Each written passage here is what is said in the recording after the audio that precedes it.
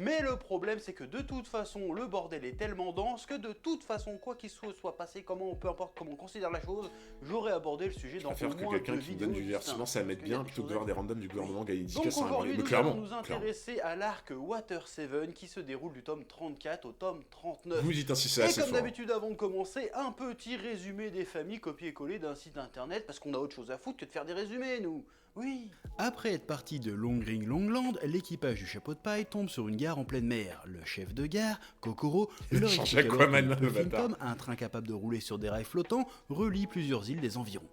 Suite à cette escale, l'équipage arrive finalement à Water 7 avec la ferme intention de réparer le Vogue comprendrai Mini jamais, grâce surtout aux que dans le 300 milieu du millions foot, de vie l'argent, qu'ils c'est ont pas pu interdit. récupérer Pourtant, à il gagne des millions. Skypea. Mais Moi non tout ne plus, se je passe t'avoue, pas je comme comprends prévu. pas. Les meilleurs artisans du monde, officiant à la Galera Mary, Compagnie, non. Mary, Mary, tu nous manques. Mary, Mary, tu nous manques, sache-le. Mary, sache que One Piece, sans toi, ce n'est plus One Piece. Mary, always in... Mary, always in our heart. Bravo pour mon anglais incroyable. Perry la fraude. Ah là. Alem Pilou là. Là, tu vas voir, tu vas te faire soulever par tout le chat là. Là, Alem, là, je veux pas lire des trucs comme ça là. Sunny supérieur à Mary, mais respectez Mary. Respectez Mary. Genre, s'il n'y avait pas eu Mary, il n'y aurait pas eu Sunny. Voilà. C'est tout ce que j'ai à dire. Tu as vu le passage de Mary en animé? Pas encore. On l'a pas vu encore en animé. Et j'y attendrai, je t'avoue. Sunny est 1000 fois meilleur. Mais les gens, Sunny n'aurait jamais existé sans Mary, en fait. Au bout d'un moment. Respect for Mary, exactement. Exactement. Le chat caméra 404, mais bien sûr.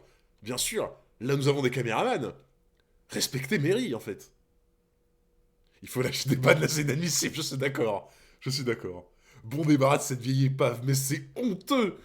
C'est littéralement honteux de lire des ignominies pareilles. Vraiment.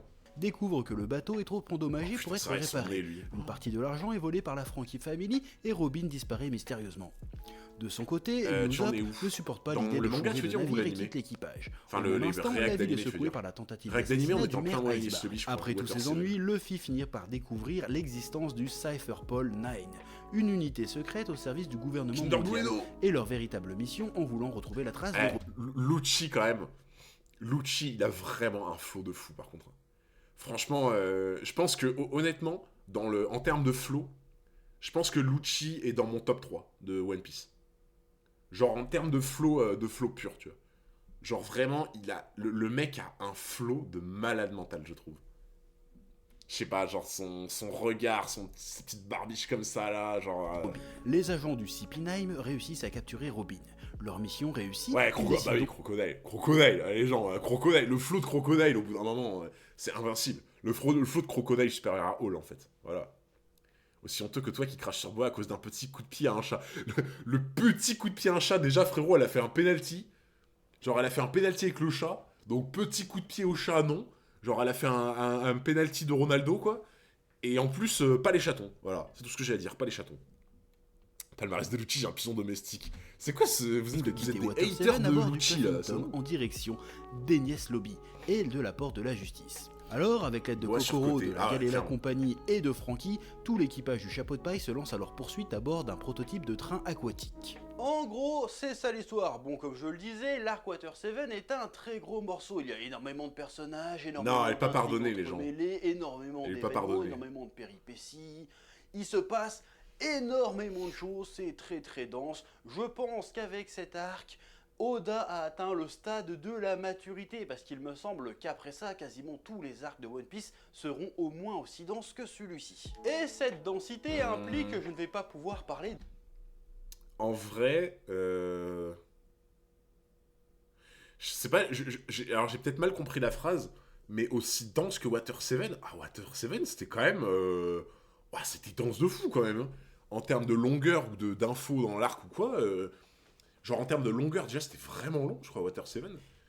Et après, genre, dedans, bah, t'apprends la ville, le Lord Water 7, comment fonctionne l'île en mode l'eau qui monte, etc.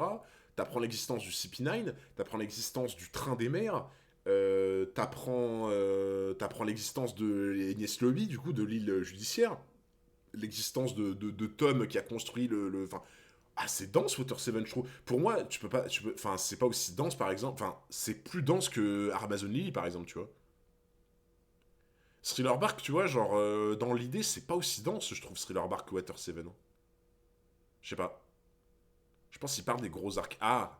Ouais, mais Thriller Bark, ça reste un gros arc quand même, tu vois. Les révélations de Water 7 sur les armes. Ouais, aussi! Les révélations sur Water 7 des armes antiques aussi, de ouf. Genre, il y avait tellement d'infos dans Water 7. Et de toute façon, en vrai, les gens. euh, En vrai, les gens. Genre, je pense que Water 7, c'est peut-être l'un des arcs où t'as eu le plus d'infos. De toute façon, les arcs où il y a eu le plus d'infos, c'est les arcs où j'ai eu le plus flop. Voilà. Ça, c'est un fait. Hein. C'est littéralement un fait, les gens. Genre, je n'ai rien d'autre à dire.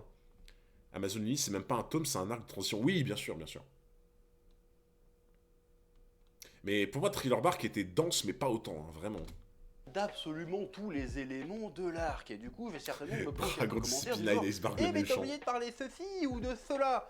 Bon, alors je vais prendre quelques instants pour réexpliquer un peu l'approche que je prends dans mes One Pieceologies. Parce que ça fait longtemps que j'en ai pas fait, il y en a peut-être qui découvrent, qui ont oublié, on sait jamais. Oui. Bon déjà, je ne suis pas ce qu'on appelle un YouTuber One Piece, c'est-à-dire que moi je vais pas faire des théories, relever les indices cachés, parler des foreshadowing et te réexpliquer tout le lore à chaque vidéo.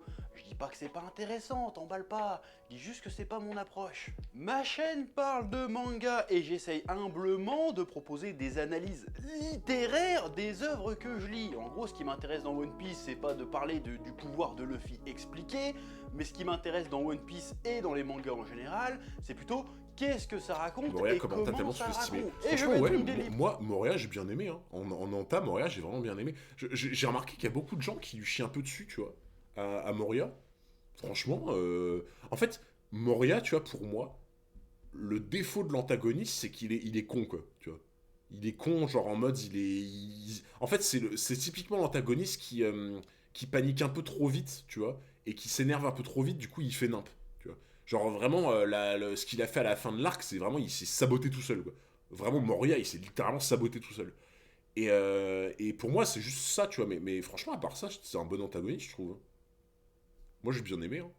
Merci, Yves Dragnir, pour le follow, merci beaucoup. Il est un peu chiant dans l'animé, faut l'avouer. Bah ouais, mais le problème, tu vois, c'est qu'à chaque fois qu'on parlait de l'animé, tu sais, je peux pas le commenter parce que je sais pas, du coup, tu vois. J'ai vu que j'ai jamais vu, je peux pas dire quoi. Ah ouais, Moria, par contre, méga flemmard. Hein. Moria, c'est totalement moi le dimanche. Hein. C'est qui Moria déjà oublié avec l'Arsène dit Amazon Impel Down. Ah le bâtard. Moria, c'est clairement mon grand corsaire préféré. Bah, moi, son fruit, j'ai trouvé vraiment cool, hein, franchement. Je trouve Moria se trouve plus intelligent qu'il ne l'est. Ouais, ça, moi je suis d'accord, tu vois. Moria, pour moi, tu vois, franchement, les gens, honnêtement, la disposition de comment s'est passé Thriller Bark avec la fin, avec le soleil qui allait se lever, le truc en mode ils allaient perdre l'ombre et tout, mais il avait plus grand chose à faire pour gagner. Il était dans une situation d'échec et mat. Il s'est un peu mis échec et mat tout seul au final, Moria, tu vois. Genre. Il a été gourmand s'il avait réfléchi, il aurait pu. Mais clairement, clairement. Franchement, à la place du cerveau de Moria, tu mettais la façon de réfléchir de Kuma, c'était finito. C'était littéralement finito. Délibérément choisir de parler des points que je trouve Ouais, les c'est plus Kuma le problème. intéressants dans le manga, les points, les éléments d'intrigue, les scènes qui dévoilent le mieux selon moi comment Oda construit son histoire et ce qu'il veut raconter. Voilà. C'est aussi pour ça que je passe très rapidement sur le résumé de l'arc parce que je suis pas là pour te re-raconter l'histoire. En plus, a priori, si tu regardes cette vidéo, c'est que tu as déjà vu cette partie du manga. Oui. Et je ne dis pas que mon approche est la meilleure, même si, bon, hein, voilà. Mais je dis juste que c'est la mienne. Voilà, maintenant que les choses sont clairement posées, nous allons pouvoir commencer.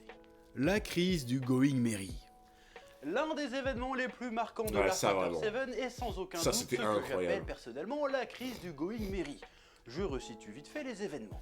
Usopp se fait dépouiller les centaines de millions de berries par la Frankie Family. Luffy, Zoro, Sanji et Chopper vont leur péter Ça, la gueule c'était et à leur génial. retour, ils annoncent à Usopp que le Merry est bon Ils pour sont la arrivés en casse, mode. qu'il va falloir le couler et trouver un nouveau navire. C'en est trop à supporter pour Usopp qui se clash avec Luffy. Attends, il y a des gens qui disent Usopp.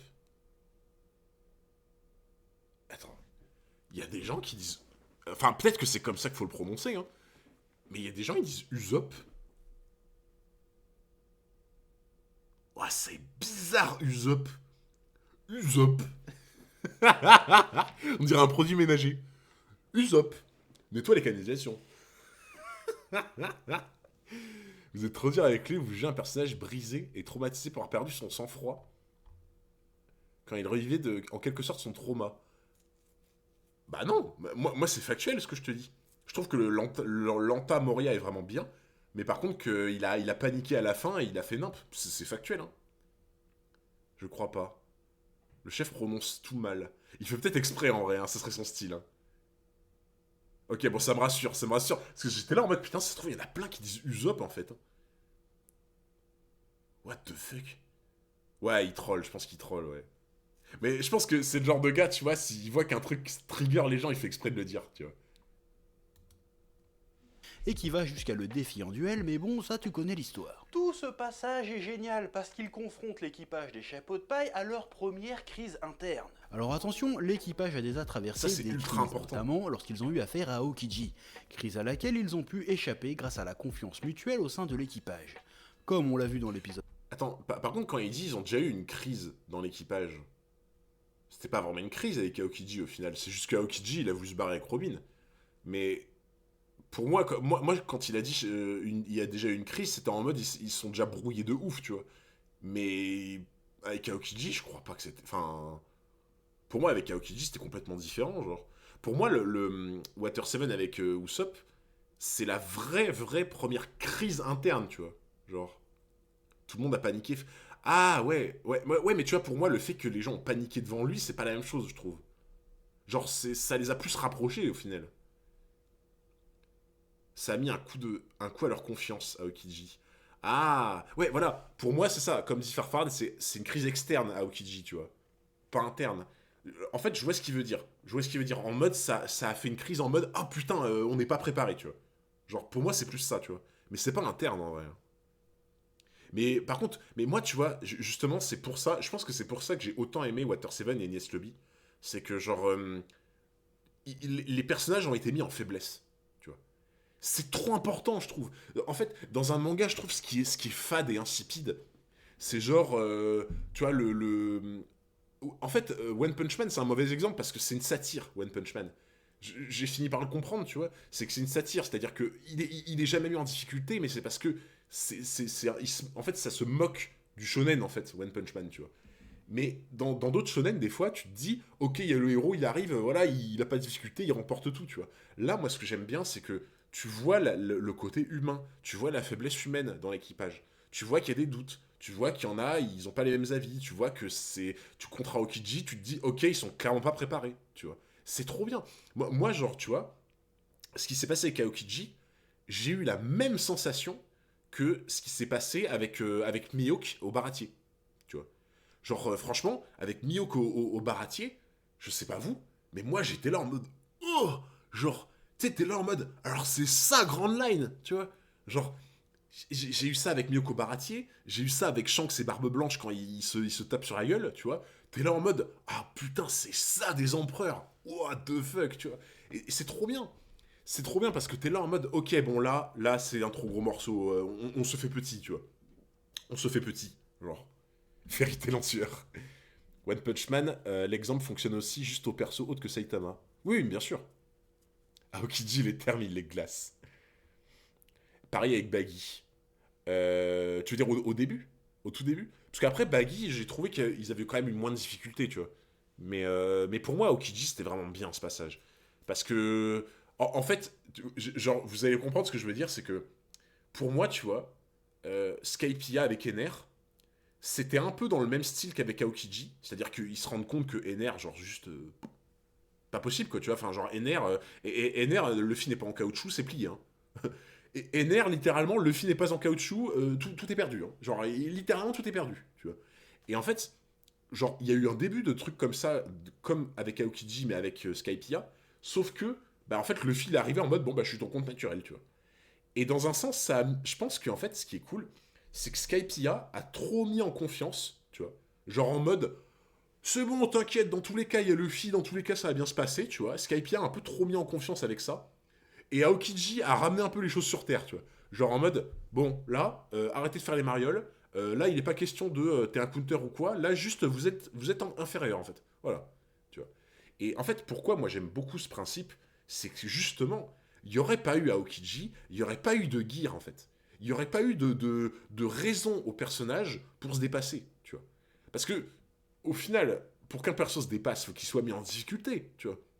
Genre, typiquement, Dragon Ball, quand ça commence avec Raditz, il est bien plus fort que Piccolo et Goku, tu vois.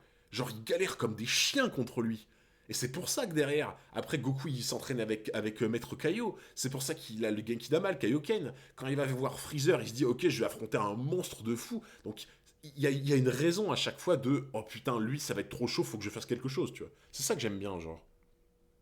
Alors Kiji est beaucoup plus fort qu'Ener aussi, ça rajoute encore plus de danger. Ah, mais clairement, tu vois. Mais c'est qu'en fait, c'est bien. En fait, j'aime bien les petites piqûres de rappel, un peu genre Mihawk, Aokiji, etc.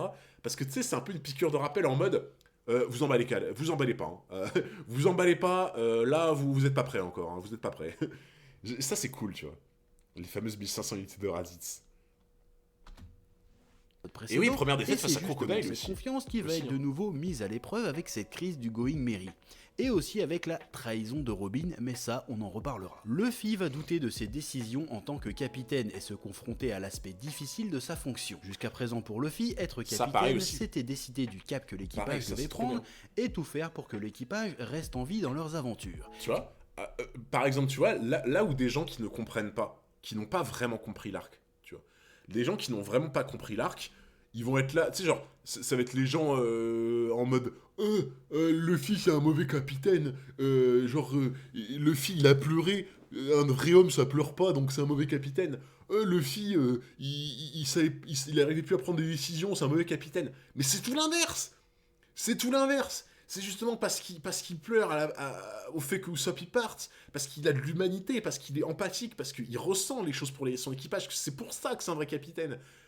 Pareil, s'il doute, rappelez-vous les gens ce qu'on dit, il y a que les imbéciles qui doutent pas, mais c'est totalement vrai. Bien sûr qu'il faut qu'il doute. C'est parce qu'il doute que c'est un vrai capitaine. C'est parce qu'il est pas forcément sûr de lui. C'est parce qu'il se remet en question. C'est pour ça que c'est un vrai capitaine, justement. Et le pire, c'est qu'il y a plein de gens, j'ai l'impression qu'ils comprennent pas de ce genre de principe, tu vois. Genre, je vous jure, des fois, dans les gens, dans les commentaires de vidéos que je peux lire ou quoi, des fois, je vois des choses, c'est hallucinant.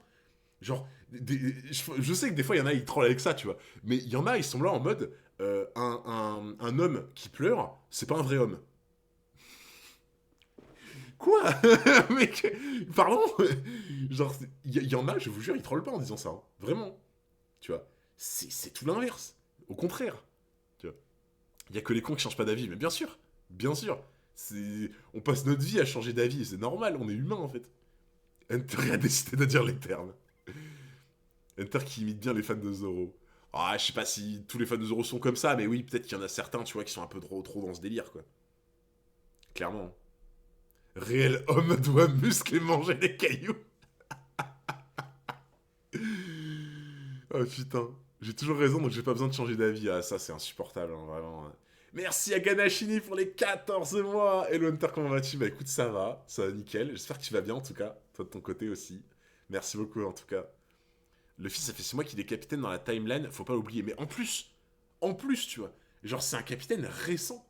C'est ça qui est dingue. C'est que tu te dis, le gars, c'est un capitaine récent, donc il a encore tout à apprendre, mais il a quand même le recul de se dire, ok, j'ai peut-être merdé, tu vois, j'ai peut-être fait une couille, faut que je me reprenne, tu vois, genre, c'est... Et justement, tu vois, un vrai équipage, c'est d'avoir des gens comme Zoro ou Sanji qui sont capables de te dire les termes quand tu doutes, tu vois. Et c'est là où tu vois une vraie cohésion d'équipage que t'aurais pas dans un équipage avec Don Krieg, que t'aurais pas dans un équipage avec Kuro, tu vois. Genre, c'est là où tu vois un vrai équipage et un vrai capitaine, en fait. C'est vrai qu'il Il y n'a a peu jamais de temps qui hésité se à se passe dans la sacrifier timeline. pour l'équipe, comme on l'a vu avec Aokiji. Mais à ce moment-là, la décision était facile. C'était absolument évident qu'il allait pas passer 30 ans à choisir entre lui et ses amis et son équipage. Donc, naturellement, il s'est sacrifié pour sauver son équipage. Il a fait passer le bien de son équipage avant, c'est dans sa nature, c'était logique. Avec cette crise du Going Merry, la décision que Luffy doit prendre est beaucoup plus difficile. Déjà, il doit prendre la lourde décision de changer de bateau, et en plus, pour le bien du groupe, pour conserver son autorité, sa légitimité en tant que capitaine, il va devoir se séparer d'un de ses membres. Il va devoir prendre une décision qui va contre sa nature. Il va devoir abandonner un ami, un camarade pour continuer sa route. Je pense que cette planche-là, je pense que c'est peut-être une de mes préférées de One Piece, à mon avis. Alors là, je me rappelle plus si elle est exactement comme ça, mais moi je me rappelle d'une planche où on voit Water 7 en arrière-plan, comme ça, avec des lueurs un peu bleutées autour d'eux et beaucoup plus de fumée. Je sais pas si c'est une planche d'animé ou si c'est une planche du manga que j'avais vu, mais je me souviens que cette planche, je m'étais dit, c'est une de mes préférées, vraiment. C'est... En fait, dans cette planche, il y a tout qui est fou, en fait. La posture comme ça au loin de Usopp en mode l'adversaire ultime. Tu vois Luffy un peu de dos comme ça en mode il fait face à son destin en tant que capitaine. Ce qu'elle évoque en fait, pour moi ce genre de planche c'est du même level que la planche avec Barbe Noire à Jaya, tu vois. C'est du même level ce genre de planche. C'est l'animé que tu décris, ouais mais c'est ça. C'était la planche d'animé du coup moi que je kiffais de fou. La planche de l'animé où tu voyais Water 7 de loin avec beaucoup de fumée et tout, je l'ai trouvé dingue, vraiment. La timeline, c'est vraiment un truc que Oda sait pas gérer du tout. C'est vrai que je comprends pas pourquoi il fait en sorte qu'il y ait aussi peu de temps qui se passe, tu vois. Je dis pas que ça décrédibilise le manga, mais c'est dommage, tu vois. Pour moi limite, il devrait y avoir un peu de temps mort entre certains trucs, tu vois. Je trouve ça dommage. Merci Zelrech pour les 3 mois, merci énormément, merci beaucoup. Hâte de te voir à Marineford, tu n'es clairement pas prêt pour ce qui t'attend. Ah, je te promets, déjà rien que Impel Down, je trouve ça tellement fou, genre. Preuve que c'est contre sa nature, il va refuser catégoriquement d'abandonner Robin. C'est aussi la première fois, il me semble, que Luffy doit renoncer à quelque chose. C'est la première fois qu'il est littéralement impuissant face à quelque chose. Ici, c'est le sort du Going Merry. Et cette crise de confiance touche aussi, bien évidemment, Usopp. Mais ce n'est pas qu'il n'ait pas confiance en Luffy, il n'a pas confiance en lui-même. Le gars a toujours été le plus faible de la bande, le plus peureux. En réalité, c'est le gars le plus normal comparé aux surhommes que sont Luffy, Zoro et Sanji. C'est ça les gens, je l'ai toujours dit en plus. Je l'ai toujours dit parce que, même si c'est clairement pas mon personnage préféré ou quoi, ce que j'ai toujours dit à chaque fois dans mes streams, c'est que... j'allais dire Usopp, putain, j'allais limiter quoi. Usopp, c'est littéralement nous, en fait. Usopp, c'est nous, hein. C'est totalement nous. On est 325 sur le stream. Usopp, c'est chacun d'entre nous. C'est un mec normal, voilà. Par rapport à des gens qui sont juste des monstres, en fait. Et c'est ça que j'aime beaucoup dans le personnage, c'est qu'il incarne cette normalité et cette réaction qu'on peut avoir. Parce que tu vois, pour moi, c'est pour ça que des fois, dans certaines séries, certains films, certains mangas, il y a des persos que j'aime moins parce que c'est des persos qui ne réagiraient pas comme toi tu réagirais. Et moi, tu vois, ce que j'aime beaucoup avec Hunter, par exemple, c'est que dans Hunter x Hunter, il y a beaucoup de personnages qui sont réalistes. C'est-à-dire que tu vois vraiment... pour vous donner un exemple, vous savez que JJK, je me suis fait quasiment tout spoil. Voilà. Je vais essayer de parler en langage codé, pour ceux qui n'ont pas vu. Le dernier épisode qui est sorti, vous voyez très bien de qui je parle quand je vous dis qu'il y a un personnage qui se chie dessus, littéralement. Voilà. Je pense que je parle assez bien en message codé. Mais il y a un personnage où on s'y attendait pas trop d'ailleurs, à ce qu'il se chie dessus à ce point, mais il y en a un, il se chie dessus, littéralement. Tu vois. Et ben franchement, ça, moi je trouve ça incroyable parce que c'est comme ça que réagirait à quelqu'un de normal, il se chierait dessus à ce point si t'étais à sa place en fait. Tu vois. Et je trouve dans beaucoup d'animés, de mangas ou quoi, t'as des persos, il leur arrive des trucs de malade, et tu sais, limite ils sont en mode ok. Tu vois, genre tranquille, tu vois. C'est... Tu confonds avec Magellan, je crois. Ah, lui, il se chie dessus tout le temps, c'est pas pareil. Perso, je vise beaucoup moins bien. Mais tu vois, genre... en fait, je sais que... Je sais plus c'était quel film ou quoi, mais une fois, j'avais vu un film où t'avais des gens, ils avaient des réactions de fous par rapport à ce qui se passait, tu vois. Genre en mode, c'était un film d'horreur, et genre, tu voyais de la terreur dans leurs yeux, mais en mode, t'avais l'impression que la personne, elle allait... Enfin, voilà. Il y avait des gens qui avaient critiqué ça en mode ouais, en gros c'est trop surjoué et tout. Je suis pas d'accord. Genre, quelqu'un qui lui arrive ça à ce moment-là, t'as la même tête, hein, genre c'est pareil. Donc bon, Hunter et JJK c'est très matière pour les shonen. Oui, bien sûr, bien sûr. On comprend avec cette crise qu'il se considère comme un boulet, un poids pour l'équipe. Sa mésaventure avec la Frankie Family va faire que confirmer son impression d'inutilité et son sentiment d'impuissance. Et quand il apprend que Luffy projette d'abandonner le Going Merry, il craque complètement, parce que la seule chose selon lui qu'il apportait à l'équipe, c'est ses compétences de bricolage. C'était à lui de prendre soin du bateau. Il s'agit en plus du bateau qui leur a été offert par Kaya. Le Going Merry pour Usopp, c'est certes un camarade, mais c'est aussi ce qui symbolise ses rêves, ses ambitions et la confiance qu'ont placé ses amis de son île natale en lui. Abandonner le Going Merry parce qu'il a été incapable de le réparer serait un aveu d'échec dû à son impuissance, et ça il ne peut pas le supporter. C'est pour ça selon moi... Genre, pour moi, genre, ce que je pensais, alors je pensais pas qu'il allait dire ça, mais genre dans l'idée, bon, je crois qu'on en avait déjà parlé en stream, mais pour moi, tu vois, le Going Merry, je suis sûr qu'on en a déjà parlé pendant Water 7 ou NS Lobby, mais en gros, ce qu'on avait dit, c'est que le Going Merry représente le ticket d'entrée de Usopp dans l'équipage. Genre, pour moi, tu vois, et on était d'accord là-dessus, Usopp, dans sa tête, il n'a de raison d'être là, de présence, que parce qu'il a apporté le bateau, tu vois. Genre en mode, c'était son ticket d'entrée, quoi, dans l'équipage, pour moi. Et c'est pour ça qu'en fait, j'ai l'impression que dans sa tête, il se dit, si on se débarrasse du bateau, c'est comme si en mode, je n'ai plus de raison d'être là, en fait. Tu vois, je ne suis plus légitime à faire partie de l'équipage si on se débarrasse du bateau qui m'a permis de rentrer dans cet équipage, en fait. Tu vois, il perd son ticket, quoi. C'est vraiment genre en mode, il a gagné le gros lot au loto, il a le ticket, hop, le ticket il s'envole, tu vois, ben voilà, c'est ça, quoi. Tu vois. Usopp s'est jamais aussi bien battu que contre son capitaine. Ouais, par contre, ça c'est réel, hein. En vrai, Usopp il a sorti le combat de sa vie contre Luffy, quoi. C'est un truc de fou. Qu'Usopp décide de défier Luffy et d'essayer coûte que coûte de réparer le Merry. Il refuse l'échec, il s'acharne par orgueil, mais il fait fausse route, et finira par tirer les leçons de cette histoire, mais on y reviendra plus tard. On en vient au duel Usopp-Luffy, qui reste à ce jour un de mes combats préférés de tout le manga. Déjà parce que Usopp nous a sorti le grand jeu, le gars a Moi utilisé son intelligence pour tendre des pièges à Luffy, et pour lui en mettre plein la tronche. Le Usopp, quand il est vraiment énervé et qu'il a suffisamment de temps de préparation, c'est plus Serge le Mito avec un grand nez. C'est Batman, le gars. Ouais. La mise... Ah, la ref est incroyable. Franchement, la ref est juste incroyable. C'est plus Serge le Mito avec un grand nez, c'est Batman, mais c'est tellement bien trouvé en plus. Je trouve que c'est tellement bien trouvé. Genre, franchement, Usopp d'habitude Serge le Mito, et quand il réfléchit qu'il fait un plan, c'est Batman, mais c'est trop ça.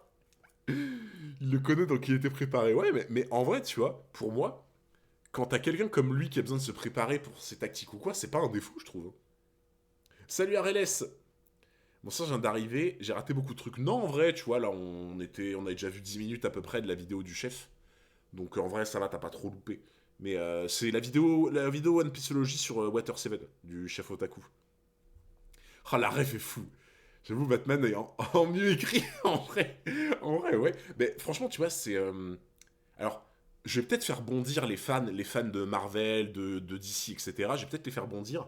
Mais moi, tu vois, c'est un truc que j'ai toujours trouvé dommage. C'est que les... Alors, peut-être que je suis pas assez documenté dessus, tu vois.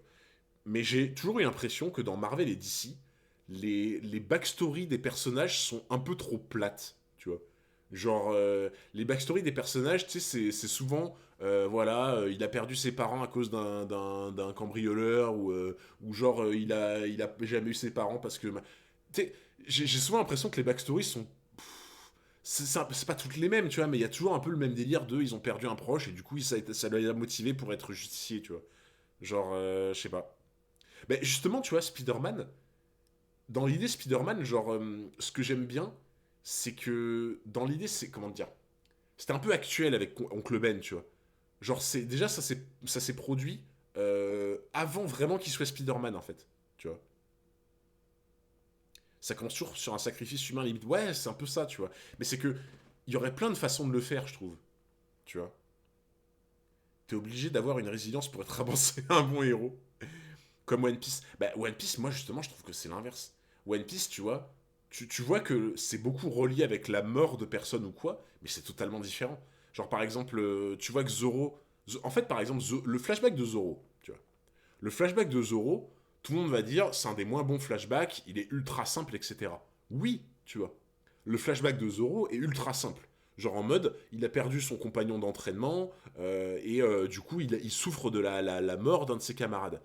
Mais la vraie portée du flashback de Zoro, c'est pas ça, pour moi. La vraie portée du flashback de Zoro, c'est pas qu'il ait juste perdu sa partenaire d'entraînement, c'est qu'il ait perdu sa partenaire d'entraînement alors que l'objectif de Zoro, c'était d'être plus fort qu'elle, en fait. C'est ça, pour moi, le vrai flashback. C'est qu'en fait, ça lui a coupé l'herbe sous le pied. C'est qu'en gros, Zoro, on lui a privé de son rêve. On lui a privé de sa pote, mais on lui a privé de son rêve. Et en fait, ce qui est horrible, c'est quand ton objectif, c'est d'être meilleur que quelqu'un, et que ce quelqu'un, il disparaît, que ce quelqu'un, il meurt. Parce qu'en fait, ton projet meurt avec, en fait. Et c'est ultra dur de se relever de ça, tu vois. Pour moi, c'est ça, la vraie valeur du flashback de Zoro, c'est ça. C'est que, imagine, par exemple, du jour au lendemain, tu deviens un monstre en tennis. Genre vraiment, le tennis n'a plus de secret pour toi, tu deviens un monstre, tu gravis les classements et tout, et genre depuis que t'es tout petit, ton rêve, c'est de battre Rafael Nadal, tu vois. Genre ton rêve absolu, c'est de battre Rafael Nadal, tu ne vis que pour ça, tu t'entraînes tous les jours, c'est genre ton truc ultime, tu ne vis que pour battre Rafael Nadal, tu t'entraînes, et genre là, demain, tu dois affronter Rafael Nadal, c'est le match de ta vie, c'est le truc pour lequel tu vis, et le matin, t'apprends que Rafael Nadal, il est tombé de l'escalier, il s'est brisé la nuque, tu vois. Mais en fait, tu vois, c'est horrible. Non pas parce que, enfin, bien sûr parce que tu kiffes Rafael Nadal et qu'il est plus là, tu vois. Mais c'est horrible parce que, en fait, t'as fait presque tout ça pour rien, en fait. Tu vois ce que je veux dire, genre, c'est horrible. Ce qui est intéressant avec Zoro, c'est qu'il a jamais fait le deuil de Kuina. Mais déjà, en plus, il a jamais fait son deuil. Mais c'est surtout que pour moi, ça coupait net ses objectifs. En fait, tu ne peux, comment dire. Voilà, j'ai trouvé les mots exacts. Je cherchais depuis tout à l'heure, mais j'ai trouvé les mots exacts. C'est que, en fait, le fait que Quinoa soit morte, ça coupe ses objectifs, mais c'est surtout que, pour lui, il devait se prouver à lui-même quelque chose. Mais tu ne peux plus le faire, en fait. Tu ne peux plus te prouver à toi-même ta valeur sur un objectif qui n'existe plus. Donc, en fait, il y a une partie de toi qui est morte, en fait, qui n'existe plus, tu vois. Escalier supérieur à Zoro. Non, mais vraiment, c'est ça pour moi, tu vois. Ma théorie, c'est qu'il affrontera Tashigi et perdra après avoir vaincu Mihawk. Oh, t'imagines? En vrai, t'imagines? Mais pour moi, c'est ça la vraie utilité d'un bon flashback, c'est un truc comme ça qui se différencie un peu, tu vois. Parce que pour moi, un bon flashback, c'est pas juste en mode ah, il a perdu cette personne et du coup, ça lui a donné envie de faire ça. Non, c'est bateau, ça, tu vois. C'est bateau. Là, pour moi, pour Zoro, c'est différent. C'est que ce qui est très dur à avaler pour lui, c'est qu'en fait, il ne pourra plus accomplir son objectif parce qu'il l'a plus sous les yeux, en fait. Il n'existe plus cet objectif. La mise en scène du combat est également très réussie, avec les petits moments flashback de leur rencontre et de la vie d'Usopp à bord du bateau, et ce plan déchirant du Going Merry éclaboussé par la mer, Ouais, qui ça, nous c'était donne fou. l'impression qu'il pleure de Ça, voir c'était ses fou. deux amis se déchirer. Bon, c'est légèrement too much, mais ça fonctionne, Mais bien ça sûr, fonctionne. bien C'est sûr. le premier combat fratricide et peut-être même le seul de One Piece. Bon, certes, Attends, c'est fratricide, normalement, qu'on dit, non? Je crois que c'est fratricide, pas fraticide. Le mec, le gros casse-couille le gros casse-couille qui va vérifier toutes les fautes de syntaxe du chef Otaku dans sa vidéo. Je crois que c'est fratricide, il me semble. C'est fratrie. Tu dis fratrie, donc c'est fratricide. Ouais. Il a pas dit fratricide. ça fonctionne. C'est Attends. le premier combat fratricide et peut-être Non, les gens, essayez pas de m'avoir, il a dit fratricide. Non, il a pas dit fratricide, il a dit fratricide. même le seul de One Piece. Bon, certains diront que Zoro et Luffy se sont déjà affrontés à Whiskey Peak. Mais comment ça, aigri? Mais, non mais les gens, écoutez bien. Too Écoutez bien. much, mais ça fonctionne, ça fonctionne. C'est le premier Écoutez. combat fratricide et Fraticide, il a dit pas fratricide. Non mais, il y a des caméramans encore là. Il y a des caméramans. Oui, bah bien sûr. Non mais je rigole les gens sur les locutions. Bien sûr, je rigole. Même moi, je dis plein de merde des fois, tu vois. Mais là, vous entendez fratricide? Non, Lucci. Attends. Lucci, écoute bien. Écoute bien, mon frérot, tu vas entendre fraticide. Écoute légèrement bien. too much, mais ça fonctionne, ça fonctionne. C'est le premier combat fratricide et peut-être même le Où c'est que t'entends ton R? Franchement, frérot, où c'est que tu entends ton R? Je ne sais pas, moi. Moi, j'entends fraticide. Ah, merci. PCRC de Historienta. Mais oui, mais je sais, mais justement, tout le monde se moque de ma syntaxe ou quoi, tu vois. Pour une fois que je peux reporter l'attention sur quelqu'un, je le fais, voilà. Je vois pas de quoi vous parlez. Ah, Lucci qui assume pas. Lucci le caméraman. Lucci, tu es le caméraman et l'acteur en même temps, là. Seul de One Piece. Bon, certains diront que Zoro et Luffy se sont... Merci Zik pour les 2 mois d'abonnement. Merci beaucoup, mon frérot. Merci énormément. Merci. Avec un petit billet, on entend fratricide. Ouais, bien sûr, ouais. déjà affronté à Whiskey Peak, mais le contexte était complètement différent et ça n'avait pas du tout la même charge émotionnelle. Ce combat me laisse une impression très similaire, toute proportion gardée bien sûr, au combat Majin Vegeta Goku dans Dragon Ball. Usopp c'est un peu Vegeta qui fait un choix extrême par peur du changement, et par Luffy contre, ce serait Goku. Ouah. Y a que moi que ça défonce les yeux là. Ouah. Oh putain, j'ai l'impression d'être épileptique quoi. Je sais pas où il a été chercher son extrait, mais le spoil qu'il y avait. De quoi? Attends, il y avait un spoil?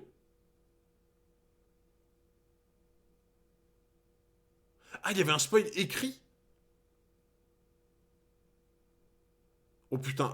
Oh, j'ai eu chaud. Un texte en bas de l'écran. Ah merde. Oui, non, bah, non, mais je vais pas aller en arrière, les gens. Bien sûr que je vais pas aller en arrière. Ah non, mais je regardais pas en bas, tu vois. Enfin, je regardais pas le texte en bas, tu vois. Mais genre, c'était un spoil vraiment vénère ou ça va? Tu veux aller revoir pour le spoil? Non, non, non, non, non, non, non, non. Genre, c'était vraiment vénère ou ok en vrai? Ah ouais, vénère. Ouf. Oh putain. Et franchement, heureusement que j'ai pas regardé le texte en bas, hein. Oh putain. Ah ouais. Aïe aïe aïe. Ok, bon bah franchement. Ouais. Non, en vrai, j'ai l'impression qu'il y a plein de gens comme moi qui l'ont pas vu non plus. De toute façon, tu peux voir comme t'as lu en avance. Putain, en vrai, par contre, c'est ouf qu'il y a un spoil écrit dans la vidéo, un truc que j'ai pas encore vu, alors que je suis quand même assez loin de Water 7 maintenant, tu vois. Putain, heureusement. Il n'a pas envie de se Heureusement. battre avec son ami, mais il assume ses responsabilités. Bien évidemment, Oh, le c'est- contexte est très différent, ça fait mais les mal aux enjeux yeux. ne sont pas si différents que ça. Merci Quand tu Blue réfléchis Lagoon. un petit peu, Mais ça bon, marche merci beaucoup pour carrément comme comparaison. le sub, merci Bon, après, énormément, moi, mon je frérot. m'adresse à l'élite. Si t'es un gros golemon, c'est sûr que tu vas pas comprendre. Ouais, je suis méchant gratuitement. Mais par contre, le rapport avec Goku Vegeta, je sais pas, hein, je suis pas tant convaincu que ça pour le rapprochement, tu vois. Parce que oui, en fait, je vois ce qu'il veut dire avec Vegeta et Usopp, tu vois. Je vois ce qu'il veut dire, genre en mode, il y en a un qui a perdu confiance en lui, parce que l'autre est plus fort que lui et tout. Je vois ce qu'il veut dire, mais à part ça, je sais pas, ça m'inspire pas tant ce combat que ça, tu vois. Bon, qu'est-ce qu'il y a? Tu veux te battre? Qu'est-ce qu'il y a? Ce combat, c'est aussi l'opposition de deux visions. Luffy est bien évidemment aussi anéanti qu'Usopp sur le fait d'abandonner le Going Merry, mais la différence entre les deux, c'est que Luffy est tourné vers l'avenir alors qu'Usopp, même si on ne peut pas dire qu'il soit tourné vers le passé, on peut dire qu'il semble avoir peur de l'avenir, parce que si le Going Merry a atteint ses limites, peut-être que lui aussi a atteint les siennes. Laisser le Merry derrière eux, c'est laisser l'ancien Usopp derrière eux, l'ancien équipage derrière eux, et ça lui fait peur. Et il y a bien sûr aussi tout le passage un peu Je l'avais pas vu comme ça, mais ouais, effectivement, il y a aussi ça, tu vois. Genre, moi, je l'avais plus vu en mode le mairie qui est plus là, c'est le ticket d'entrée d'Usopp pour l'équipage qui disparaît, tu vois. Moi, j'avais un peu plus vu comme ça. Mais par contre, ouais, le fait que Usopp ait aussi peur de l'avenir et qu'il soit prostré dans le passé, c'est vrai que je l'avais pas vu de cette manière non plus, tu vois. C'est pas ce qu'il dit, comment ça? Bah si, par rapport à Vegeta, ce qu'il a... Enfin, moi, ce que j'ai entendu, c'était ça. C'est qu'il a globalement comparé Usopp à Vegeta, dans le sens où, tu vois, Vegeta arrivait plein de confiance quand il est arrivé sur Terre contre Goku, et de fil en aiguille, tout ce qui s'est passé après, ça a été que des désillusions, en mode, il s'est rendu compte à chaque fois que Goku le surpasse. Donc, dans l'idée, il se rend compte au final que toute l'énorme confiance en lui qu'il avait, bah en fait, elle est mise à rude épreuve à chaque fois, quoi. Non, mais en vrai, je dis pas que c'est pas pertinent, hein, les gens. Juste que c'est le rapprochement, ouais, il est un peu léger sur ça, tu vois. C'est juste ça, moi, que je trouve. Il a dit toute proportion gardée. Du coup, les gens Hunter ne regardent pas les scènes de One Piece. On fera ça lundi prochain, normalement, frérot. On va continuer les réactions des scènes d'animé sur Enies Lobby. C'était plus par rapport à la peur du changement que de la puissance. Pour Vegeta, tu veux dire? La peur du changement de Vegeta. Je sais pas, ça me semble bizarre pour Vegeta en vrai. Je le voyais pas comme ça non plus, mais. Ok. Ouais, non, je sais pas. Plus tard avec Franky et l'histoire la légende Ah oui, c'est vrai que lundi prochain, c'est Noël. Ouais, bon, en gros, bon, attends. C'est vrai que la semaine prochaine, c'est un peu le zbeul pour le planning. C'est un peu le zbeul. Donc, dans tous les cas, dimanche et lundi prochain, il y a rien. Il y aura rien. Par contre, mardi. Normalement, mardi, mercredi, jeudi, on va refaire le planning vite fait pour cette semaine. Ce sera un peu bizarre. Peur de mener une nouvelle vie. Ah. Ah oui, oui, ok. Alors là, je vois mieux maintenant. Ok. Je comprends mieux. Et Vegeta avait peur de plus être de celui qu'il était. Ouais, ok. J'avais pas compris comme ça, du coup, donc maintenant je vois ce que vous voulez dire, ouais. Je l'avais pas compris comme ça à la base. Tu parles de ce dimanche. Ouais, parce que, attends, si j'ai pas de bêtises. Ouais, c'est ça. Si je dis pas de bêtises, normalement, le 24 au soir, c'est dimanche qui arrive. Donc, ouais, il y aura pas de stream dimanche ni lundi prochain. Et par contre, on va bien se rattraper sur mardi, mercredi, jeudi, quoi. Klaboterman. Ah oui, putain, ça, sous terme aussi. Cet esprit de matelot avec un maillet en bois qui se manifeste quand les navires ont été heureux et choyés par leur équipage et qui était apparu à Usopp lors de Skypiea. Mais Usopp l'avouera à Franky, ce n'est pas ça qui l'a poussé au clash avec son équipage. Ça, c'est une Cette masterclass. crise de Going Merry trouvera vraiment. sa conclusion dans la partie Enies Lobby, mais on peut d'ores et déjà dire que cette crise a permis à l'équipage de Luffy d'être mis face à ses faiblesses et de gagner en maturité. L'équipage a frôlé l'éclatement, le schisme irréversible, et autant un équipage qui se fait détruire par un ennemi extérieur, bon c'est triste, mais un équipage qui s'auto-détruit de Ouais, l'intérieur, Y a rien de c'est pire. encore plus tragique, Y a rien de c'est-à-dire que pire, ça. l'équipage était faible dès le départ. Ça serait vraiment tragique de finir comme ça. Oui. Bon, sinon, Mais je de l'ai toute façon, appelé... en vrai, les gens, entre guillemets, un clash intérieur dans un groupe, un équipage, une famille, un groupe d'amis, etc. Ce sera toujours forcément pire que le pire ennemi sur lequel tu peux tomber extérieur, tu vois. De toute façon, les coups les plus durs que la vie te porte, c'est des coups intérieurs, en fait. C'est quand tu te fais trahir par un ami, par ta famille, quand tu as la perte de quelqu'un de proche. C'est les pires trucs que tu peux vivre dans la vie, souvent, tu vois, ces trucs-là. Et c'est toujours quelque chose d'intérieur, en fait, dans un groupe ou autre, en fait. Aïsa à l'ancienne. Bonjour Aïsa, vous avez pas oublié, hein. Vous avez pas oublié, hein, bien sûr. Hein. Ah, vous avez pas oublié ça. Hein. Et franchement, ça aurait pu. Franchement, les gens, vous vous moquez de moi en disant Aïsa et tout. En vrai, ça aurait pu. Ça aurait pu parce que la silhouette était petite. Aïsa, c'était la seule qui maîtrisait le mantra. Tu te dis, il y avait moyen en mode avec le mantra, elle se déplace vite ou je sais pas quoi. Enfin, tu sais, c'était encore confus le mantra, ce que c'était, tu vois. Donc, franchement, il y avait moyen. Merci DRN pour le follow, merci beaucoup.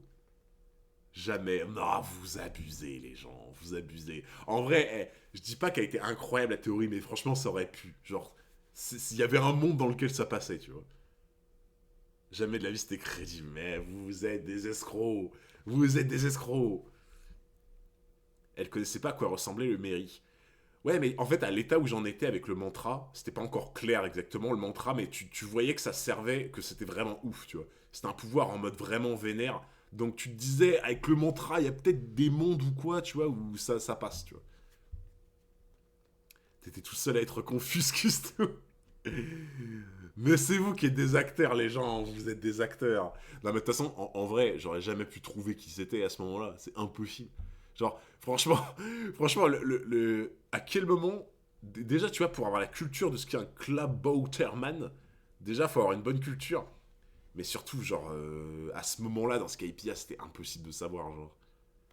Pas dans cet univers Hunter, mais le multivers est vaste. Dis-toi qu'il y a une version de toi qui a pas floppé. Ouais, bah ouais, hein. Franchement, oui. En vrai, je pense que dans le multivers, la version de Hunter qui n'a pas floppé à ce moment-là, c'est la version qui a lu le manga en avance. 100%. Quand j'étais petit, je croyais que c'était Ganfor. Ouais, mais tu vois, pour moi, tu vois, ça pouvait être Ganfor ou Aïssa, tu vois. Genre, c'était un des deux, genre. Ok, mais il y a aussi toute la partie de la baston au QG de la Frankie Family qui est un petit peu stylée quand même. Ouais. Comment Luffy, Sanji, Zoro et Chopper Ah ouais. se mettent en route en voyant Usopp Ça, au sol c'était et comment ils les incroyable. défoncent sans vergogne. J'ai eu une grosse vibe Arlong Park, Mais c'était oui. badassement badass. Mais les gens, cette planche-là, c'est littéralement Arlong Park, en fait. Cette planche-là, c'est littéralement Arlong Park. Tu remplaces juste... merde. Tu remplaces juste Chopper par Usopp et c'est littéralement Arlong Park, cette planche. Franchement, on avait mis la musique Overtaken en plus à ce moment-là, c'était juste fou. Il y a des planches, elles te marquent. Les défonce sans vergogne. J'ai eu une grosse vibe Arlong Park, c'était badassement badass. Et le plus important à retenir, qui a probablement échappé à Usopp, c'est que les gars n'ont pas été défoncer la Frankie Family parce qu'ils leur ont volé le fric, mais parce qu'ils ont tabassé leurs potes. Bien La sûr. vraie richesse d'un équipage, c'est ses membres. Et ça, c'est beau. La partie immergée de l'iceberg. Selon moi, un des grands sujets de cet arc, c'est que les apparences sont trompeuses. Oda semble vouloir nous dire que le monde et les gens ne sont jamais vraiment ce qu'ils semblent être et qu'il ne faut jamais se fier totalement à ce que l'on croit savoir. Par exemple, comme on l'a vu dans la partie précédente, l'équipage des chapeaux de paille était jusqu'ici persuadé d'être méga solide et méga soudé. Bim, Usopp et Robin quittent le navire. Ce sujet des apparences est aussi symbolisé par le lieu où se déroule l'aventure. La cité... C'est vrai que j'y avais pas trop fait le rapprochement avant, mais là où vraiment c'était chaud, c'est que en plus, au même moment, t'as Robin qui se barre en mode... parce que, tu sais, nous du point de vue narrateur, tu vois que quand Robin se barre, tu vois qu'il y a un truc suspect. Enfin, tu vois ce que je veux dire, tu sens qu'elle se barre pas en mode elle les aime plus, tu vois. Tu vois bien qu'il y a eu un truc bizarre avec un gars qu'elle croise, tu vois qu'à un moment elle parle à quelqu'un de chelou, enfin, tu sens qu'il y a quelque chose de bizarre, tu sens que c'est pas directement contre l'équipage, tu vois. Donc, toi, tu as un peu le réflexe de te dire, bon, il y a un truc chelou, c'est pas en mode vraiment conflit interne, tu vois. Sauf que dans la tête des chapeaux de paille, pour eux, Robin, elle s'est barrée en mode elle veut plus les voir, tu vois. Genre, c'est vrai qu'à ce moment-là, t'as double perte, en fait. C'est waouh, quoi. À ce moment-là, vraiment, l'équipage, il est mis à rude épreuve, quoi. Iceberg, il a mis une pression. La partie immergée de l'iceberg, c'est ça. Mais, Iceberg, vous allez jamais lâcher ma veste pour lui, hein, vraiment. Je crois que Iceberg, vraiment, vous allez jamais lâcher ma veste. Hein. Iceberg a été suspect. Les gens, franchement, si vous n'êtes pas des acteurs, vous me direz que Iceberg était quand même suspect, franchement. Genre, ok, j'ai trop forcé sur lui, j'ai trop pris sa veste, ça c'est indéniable. Mais Iceberg, il était suspect. Genre, mais il était suspect, je suis obligé. Dragon CP9. On te lâchera pas comme t'as pas lâché la veste d'Iceberg. Non, vous êtes des acteurs. Iceberg, il était suspect. Je suis sûr, la première fois que vous avez lu, vous vous êtes dit, ouais, Iceberg, il est bizarre et tout, tu vois. Pour moi, Lucci était 100 fois plus suspect. Mais je le trouvais suspect, lui aussi, Lucci. Mais pas à ce point-là, tu vois. Genre, vraiment pas à ce point-là, genre. Perso, je l'ai trouvé louche. J'étais obsédé à ce point, mais il y avait un doute. Ah, merci au moins François Billy qui est honnête. Voilà. Le pauvre s'était fait tirer dessus. Ouais, mais les gens, vous y avez pensé au fait que c'était une mascarade, que c'était que c'était une farce le truc, que c'était pas vrai ou quoi, tu vois. Je sais plus ce que je pensais. Non, les gens, c'est sûr, il y a forcément un moment où vous avez eu des doutes sur Iceberg, il y a forcément un moment où vous avez eu des doutes dessus, c'est obligé, genre. Sur l'eau de Water 7. Oda a pris le temps une fois encore de nous faire véritablement voyager en décrivant avec énormément de soin le fonctionnement, la géographie, l'histoire et la culture de Water 7. Et c'est passionnant et inventif. Évidemment, on pensera à Venise pour les inspirations avec les masques, les canaux, les gondoles, ici les Yagara et tout ça. Mais ce qui est intéressant avec Water 7, c'est qu'à l'image des personnages de cet arc, nous n'en voyons que la partie émergée. La ville repose en effet sur ses anciennes rues et immeubles totalement. Ceux qui étaient déjà là à l'époque, ils se rappellent que pendant le stream de Water 7, ils se rappelleront qu'il y a eu le meilleur clip ever de la chaîne. À savoir qu'à un moment, t'as Luffy qui lâche dans le plus grand des calmes, parce que les boules BU2L, là, c'était le nom des espèces d'hippocampes, là, je sais pas quoi, là. Et t'avais Luffy dans le plus grand des calmes. Oh, regardez, un énorme boule. Et t'as eu un espèce de blanc, mais alors monstrueux. C'était incroyable, ce clip. Ce clip était incroyable, genre vraiment. Putain, j'y fus. Aïe, aïe, aïe. Englouti par Un la mer. énorme boule. Aujourd'hui, nous voyons une Water 7 resplendissante et prospère, mais tout ça Ah, le repose truc de sur Magellan des était incroyable des aussi, sacrifices et des défaites. C'est ce qu'on verra aussi plus tard avec le flashback sur Tom. Et chaque année, la ville s'enfonce un peu plus dans la mer. J'y vois là une métaphore pour nous dire que nos secrets peuvent nous engloutir. C'est ce qui arrive à Robin qui se retrouve rattrapé par son passé. Alors ça, je sais pas si c'était volontaire de la part d'Oda. Mais en vrai, si c'est volontaire, franchement... alors ça j'aurais jamais pensé, hein, pour le coup. Genre, si c'est vraiment volontaire de la part d'Oda de... Tu vois, de mettre un peu en scène en mode Water 7 qui finit sous les eaux et qui se fait ensevelir par son passé. Je sais pas si vraiment... ouais, on saura jamais, malheureusement. Mais si c'est volontaire de la part d'Oda et que le chef, il l'a vu, putain, GG. Hein. Ah, j'aurais jamais pensé. Qu'elle cache à ses compagnons. C'est ce qui arrive à Iceberg, qui se retrouve rattrapé par son secret vis-à-vis des plans de Pluton et de Cutiflamme. D'ailleurs, on peut s'arrêter 2 secondes sur Iceberg. Le gars s'appelle littéralement Iceberg. On nous présente d'abord sa partie émergée, un Putain, mais oui. J'avais jamais fait gaffe. J'avais jamais fait gaffe qu'en fait, il s'appelle, entre guillemets, Iceberg, et que la partie de son histoire, c'est genre en mode, il est là, et en fait, t'as toute son histoire qui est... Non, non, non, non, non, non, non. Faites pas genre... Non, non, non, non, non, non. Non, les gens, faites pas genre que vous... Je suis sûr, il y en a plein, ils savaient pas. Il y en a plein, ils savaient pas. C'est sûr. Non, non, mais... Je vais pas faire l'acteur, on est deux. Ah, merci Justman qui est honnête. J'avais jamais capté perso. Merci Noukal qui est honnête. Voilà. On voit les honnêtes gens ici. On voit les honnêtes gens. Voilà. Non, non, il y en a, vous êtes des acteurs. Il y en a, je suis sûr, vous avez jamais fait attention. Vous êtes des acteurs. Voilà. Non, non, en vrai, je vois ceux qui sont honnêtes dans le chat. Je vois ceux qui sont honnêtes. Mais non, j'avais jamais fait le rapprochement. J'avais jamais tilté que genre il s'appelait Iceberg en mode référence au fait que depuis le début toute son histoire avec les armes antiques, avec ce qu'il est vraiment, ce qu'il a été, etc., que c'était une référence. Non, non, non, les gens, il y en a plein qui savaient pas, je suis sûr, il y en a plein qui savaient pas. Là, il y a des DiCaprio dans le chat, là. Là, il y a des Oscars qui vont être distribués à la fin du stream. Aïe, aïe, aïe. Non, en vrai, il nous faut l'emote Mytho 404, là. Il faut l'emote Mytho 404. Non, franchement, c'est pas mal. CEO de la Galela Company, ingénieur naval de génie, leader et symbole de prospérité, puis on nous présente la partie immergée, l'histoire cachée, disciple de Tom, meilleur pote de Frankie, gardien de Pluton, etc. C'est aussi valable pour les membres du CP9 infiltrés à la Galela Company, qui passaient pour des gars sympas, aimables, fiables et tout, mais qui sont en réalité des espions, des assassins froids, cruels et calculateurs. Parce que en vrai, tu vois, pourquoi c'est ce personnage qui s'appelle Iceberg et pas un autre, c'est vraiment bien choisi.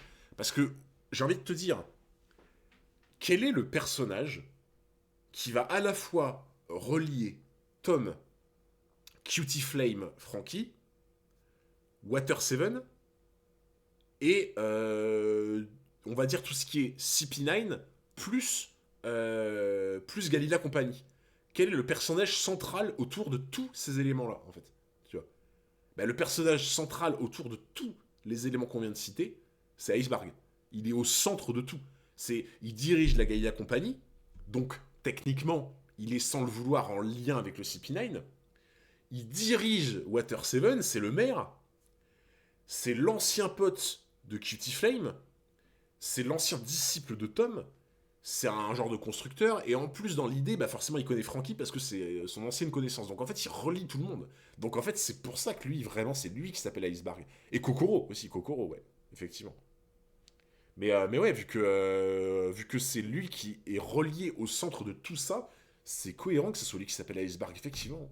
Mais le cas du CP9 est un peu à part et je pense qu'on y reviendra un peu plus en détail dans la partie Enies Lobby. L'iceberg Pour continue moi, à la couler les navires révélation du d'Hunter. CP9 est là pour appuyer l'idée que le monde n'est pas tant défini par ce qu'on en voit, mais pas plutôt ce qu'on ne voit pas. En effet, on le sait d'autant plus aujourd'hui lorsqu'on est à jour dans la publication du manga que percer le secret du One Piece, c'est percer les secrets du monde. Et que ces secrets ne sont pas forcément jolis. Le CP9 nous révèle la face cachée, sombre et terrible du gouvernement mondial qui est prêt à tout pour conserver ses secrets et qui est terrifié à l'idée que ces secrets soient révélés à la face du monde. Et pour ça, il ne reculera devant rien, même les méthodes les plus fourbes et cruelles, pour protéger ses secrets. Franchement, tu vois, c'est là où je me dis qu'il y a eu, au niveau de l'opinion publique sur le gouvernement mondial, tu vois, il y a eu un avant et un après Water 7 et Enies Lobby. Hein. Genre, franchement, même, j'ai envie de te dire, avant Water 7, le gouvernement mondial, c'était flou. Hein. En fait, je pense qu'avant Water 7, dans la tête des gens, marine égale gouvernement mondial, tu vois. Dans la tête des gens, tu te dis, bah la marine, c'est le gouvernement, entre guillemets. Moi, je pensais comme ça. Hein. Avant Water 7, dans ma tête, je me disais, bah marine et gouvernement mondial, c'est un peu la même chose, tu vois. Et vraiment, t'as un avant et un après. Hein. Franchement, je pense que il n'y a jamais eu autant de gens qui, d'un seul coup, se sont mis à détester le gouvernement mondial qu'après ces deux arcs, tu vois. Genre, la marine, c'est la police. Ouais, en vrai, c'est ça. Hein. La marine, c'est la police du gouvernement mondial, hein, techniquement. Le CP9, c'est la CIA du gouvernement mondial, en fait. Il n'y a rien, mais ça aurait pu. Oui, les deux sont très liés, bien sûr, tu vois. Mais ce que je veux dire, c'est que, pour moi, tu vois, avant Water 7, gouvernement mondial, t'en as jamais trop entendu parler, en vrai. Franchement, genre, avant Water 7, le gouvernement mondial, le seul truc que t'as vu, c'est bah, les Shichibukai, Marijois, je crois qu'on l'avait déjà vu à ce moment-là, du coup, donc avec l'emplacement, l'endroit où ils font la réunion et tout. Mais on connaissait pas grand-chose en vrai. Hein. Il y avait eu la rêverie à Alabasta. À Alabasta, quand ils veulent camoufler toute l'affaire. Oui, c'est vrai qu'il y avait eu ça, ouais. Mais il n'y avait pas eu tant de choses que ça en vrai. Hein. Genre, il n'y avait pas eu beaucoup de choses. Hein. C'est vraiment un arc riche, Water 7, de fou, on apprend de fou plein de choses. Ah ouais, mais clairement. Water 7, pour moi, c'est... Je pense en vrai, Water 7, je pense que actuellement c'est l'arc où j'ai le plus appris de choses, à mon avis. Genre, je pense que c'est l'arche en information... C'est l'arc en information où c'est le plus riche, j'ai l'impression, Water 7. Moi, j'ai vraiment l'impression que j'ai vraiment découvert One Piece, en termes de lore ou quoi, je l'ai vraiment découvert avec Water 7. Ben, de toute façon, comme je vous ai dit, hein, un arc où je floppe le plus, c'est parce qu'il y a le plus d'informations. Et Water 7, bon, les flops étaient légendaires, hein, quand même. Merci Flaco pour le follow, merci beaucoup. Sabaody, ça joue avec les dragons célestes. Alors ouais, mais Sabaody, je pense qu'il est victime de sa longueur, tu vois. Sabaody qui aurait duré autant de chapitres que Water 7, je pense que ça se tapait, ouais. Je pense qu'à mon avis, ça se tapait peut-être, ouais. Parce que tu vois, Sabaody, t'as pas eu autant de lore sur l'île que sur celle de Water 7, tu vois. T'as pas eu un immense flashback comme il y a eu avec Tom, avec Cutie Flame. T'as pas eu tout le délire autour du CP9, Gaïla la compagnie, etc. Tu vois. T'as pas eu tout le délire autour de l'équipage, tu vois, qui s'est fissuré. Pour moi, il n'y a pas eu autant d'infos, je trouve, dans Sabaody. Il y en a eu beaucoup, mais pas autant, tu vois. On rentre dans le sérieux de fou après Water 7. J'ai l'impression que depuis Water 7, c'est vraiment plus sérieux. Ouais, non, je suis d'accord. Franchement, je suis d'accord. Oda est vraiment patient pour mettre autant de temps pour développer ses antagonistes finaux introduits dès le début. Ouais, non, mais vraiment. Mais ça fait trop plaisir, en fait, tu vois, que ça soit pas rush, quoi, en fait. C'est ça que j'aime bien, tu vois, dans One Piece, c'est que ça prend son temps, en fait, tu vois. C'est pas en mode vite, faut finir le manga avant telle année et tout. Non, juste, on pose les bases, on pose l'histoire, ça prend son temps et tout, ça prend le temps qu'il faudra, ça j'aime bien. Tu vois. Personnages, que ce soit les chapeaux de paille, Ouais, les Charpentiers de la conséquent, Galera ouais. Company, la Frankie Family et même le CP9 sont à un moment donné Oui, on a vu le gang des papis. par les apparences et on a les vu le gang appeals. des papis Le aussi. but du jeu va être, pour s'en sortir, de parvenir à passer outre les apparences et à lever le voile sur ses secrets et découvrir la vérité, aussi cruelle et douloureuse soit-elle. Les chapeaux de paille sont a priori deux méchants pirates, donc c'est forcément eux qui ont tenté d'assassiner Iceberg. Iceberg est le maire de Water 7 et le patron de la Galela Company. Il a forcément les plans de Pluton en sa possession. Robin est un des démons d'Ohara, donc elle a forcément trahi les chapeaux de paille. Bref, t'as compris l'idée. Monsieur Tom. L'autre goat, grand celui-là. moment de cet arc, c'est Quel bien goat. évidemment le flashback sur le passé de Frankie. Iceberg et Monsieur Tom, l'homme poisson, plus grand ingénieur naval du monde, concepteur de l'Oro Jackson, le bateau du roi des pirates, Goldie Roger. Flashback dans One Piece rime souvent avec tragédie. Et Eh, le flash... franchement, les gens,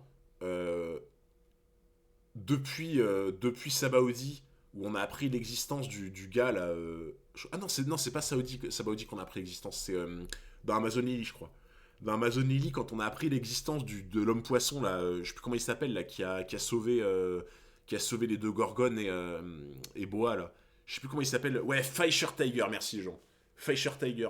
Et franchement, parmi les hommes poissons, il y a des putains de giga Chad quand même. Hein. Franchement, dans les hommes poissons, il y a eu des giga Chad, mais quelque chose de bien quand même. Hein. Genre entre Fisher Tiger, entre Monsieur Tom, entre Octi, du coup. Oh putain, c'est.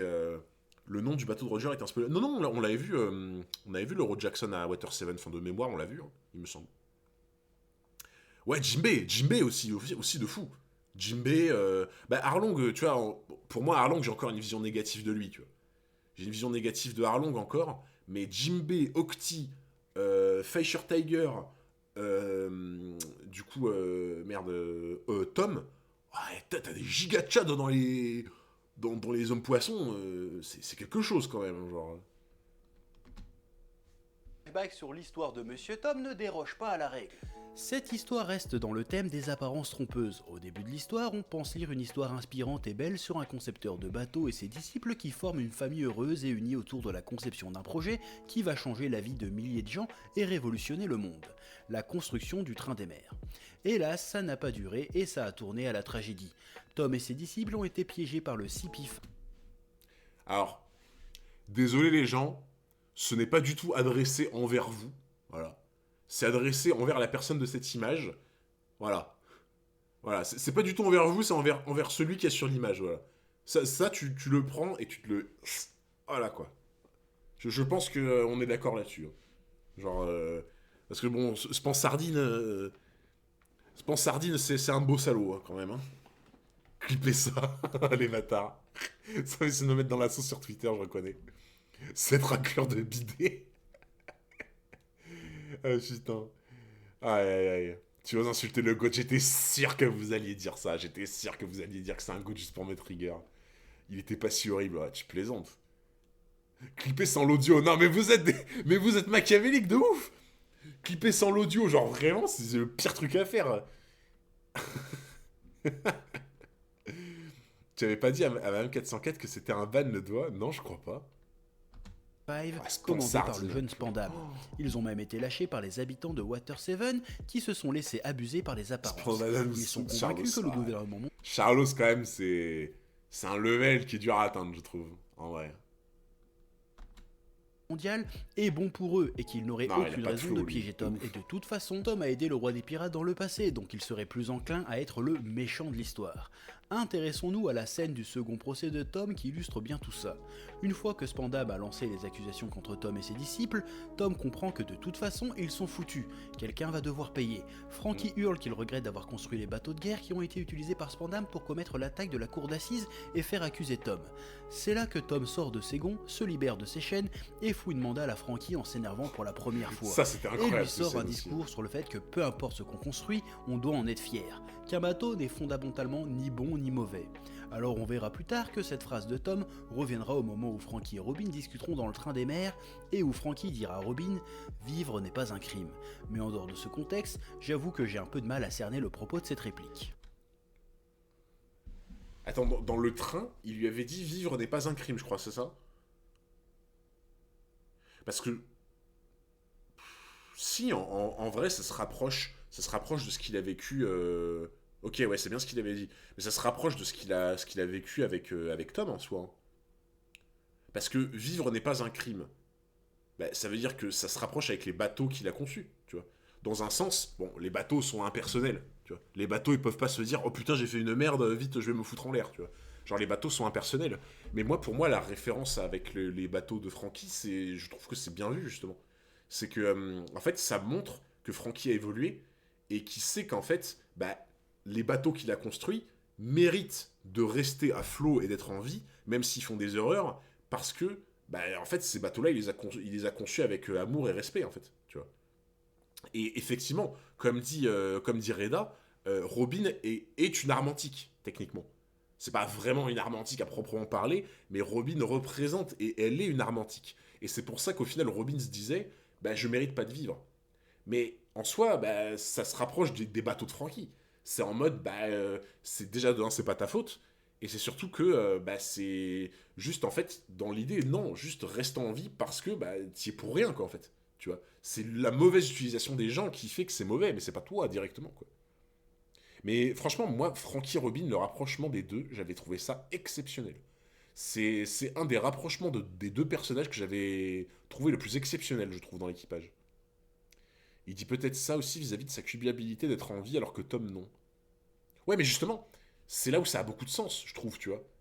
C'est que ça montre, par cette réplique, que Frankie a évolué là-dessus, justement. Il a compris la vraie leçon de Tom, en fait. Tu vois. Techniquement, si je travaille à la NASA, je suis une fusée. Frankie, c'est une Alors bombe si on prend atomique. cette phrase premier degré, et bien évidemment on comprend que Tom parle de la passion de construire des bateaux. Mais j'ai le sentiment qu'il faut y voir quand même derrière un message un peu plus large sur la vie en général. Et je trouve du coup le propos assez ambigu. Quand Tom dit Peu importe que ton bateau blesse des gens ou mène le monde à sa perte, tu ne devrais jamais le renier ou lui faire de reproches. j'ai l'impression qu'il veut nous parler de ce qu'on construit dans la vie, de notre parcours, de ce qu'on devient, et que peu importe ce qu'on devient dans notre vie, il faut être fier de ce qu'on est. Mais dans ce cas-là, si je deviens un putain de salopard qui bute des gens, faut que je sois fier de ce que je deviens aussi quand même. C'est pas très shonen comme message. Ah, là, par contre, je suis pas du tout d'accord avec lui. Pour moi, enfin, j'ai pas du tout interprété le message de cette façon, tu vois. Je le vois pas, genre en mode ce que tu deviens. Je le vois plus en mode ce que tu proposes à la société, ce que tu donnes à la société, ce que tu produis en tant que produit, justement. Tu vois, ce que tu crées, en fait. Enfin, c'est un peu un message d'artisan, tu vois. Mais pour moi, en fait, je le vois de façon générale, mais pas pour soi-même, tu vois. C'est genre, je le vois de façon générale en mode un mec qui construit des bateaux, un mec qui va, je n'importe quoi, utiliser de la magie, un mec qui va construire des immeubles, j'en sais rien, tu vois. Mais là, ouais, non, je suis pas trop d'accord avec lui, tu vois. Genre là, pour moi, c'est plus en mode, tu utilises quelque chose, tu vois, d'impersonnel, et cette chose-là, qui est impersonnelle, elle n'est pas à blâmer, parce qu'en fait, c'est juste l'utilisation que les gens en font. Pour moi c'est un peu le parallèle avec la magie, tu vois. Quand tu vois des séries, des films ou des mangas sur de la magie ou quoi, la magie est impersonnelle. Genre en mode, t'as la magie blanche, t'as la magie noire, t'as ces trucs-là. Dans Harry Potter, tu vois, en soi, la magie n'est pas mauvaise. C'est juste que t'as des gens qui utilisent de la mauvaise magie, en fait, tu vois, qui en font de la merde, en fait. Un gars qui fait des couteaux, par exemple, mais bien sûr, un gars qui fait des couteaux, il peut faire des couteaux splendides, il peut faire des couteaux qui ont aidé à sauver un pays de l'anarchie, d'une guerre, ou d'une invasion, ou quoi, et ces mêmes couteaux peuvent avoir servi à assassiner des enfants, tu vois. Et en fait, bah, c'est le même principe, je trouve. Un forgeron doit être toujours fier quand il coule son bronze. Il a été trop loin dans sa réflexion. Ouais, c'est possible. Ben, c'est... Souvent, tu sais, c'est le défaut de gens qui sont très intelligents comme lui, c'est que des fois, des gens qui analysent très bien comme lui vont peut-être trop loin dans la réflexion et du coup, ça fait ça, effectivement, tu vois. Bah, c'est normal, hein. L'inventeur de la calèche, par exemple. Oui, c'est dans le contexte de l'artisan, t'as raison. C'est comme une arme peut être utilisée pour attaquer ou défendre. Ouais, pour moi, c'est ça. Pour moi, j'ai vraiment, je pense que moi, inconsciemment, j'avais pas sorti cet exemple de contexte de l'artisan, on va dire. Tu vois. C'est genre. Après, artisan, c'est large. Tu vois, quand je parle de la magie, t'as pas de notion d'artisan. Mais c'est plus en mode, pour moi, tu vois, quand on parle de quelque chose en question dont on doit être fier, cette chose-là doit être impersonnelle. Tu vois. Ça doit pas être une façon d'être, ça doit pas être quelqu'un, ça doit être impersonnel. La magie, c'est impersonnel. Des bateaux qui sont construits, c'est impersonnel. Des couteaux qui sont construits, c'est impersonnel. Tu vois.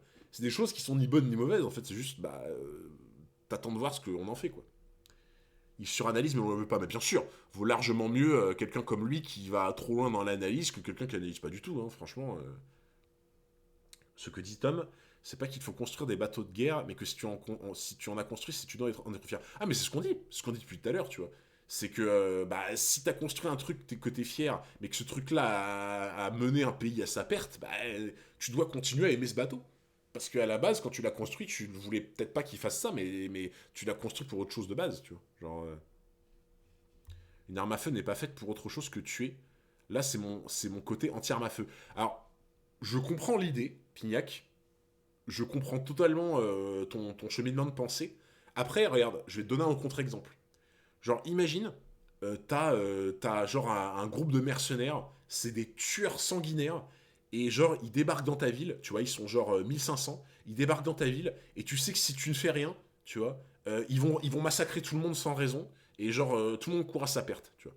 Eh ben, le truc, c'est que des armes à feu, si t'as 1500 personnes qui ont chacun une arme à feu qui leur est proposée pour essayer de sauver la ville et de tuer les mercenaires avant même que, ou au moins même de les neutraliser juste en leur tirant dans les jambes, de sorte à sauver la ville et à les neutraliser, bah là, les armes à feu sont vues comme une bénédiction, j'ai envie de te dire.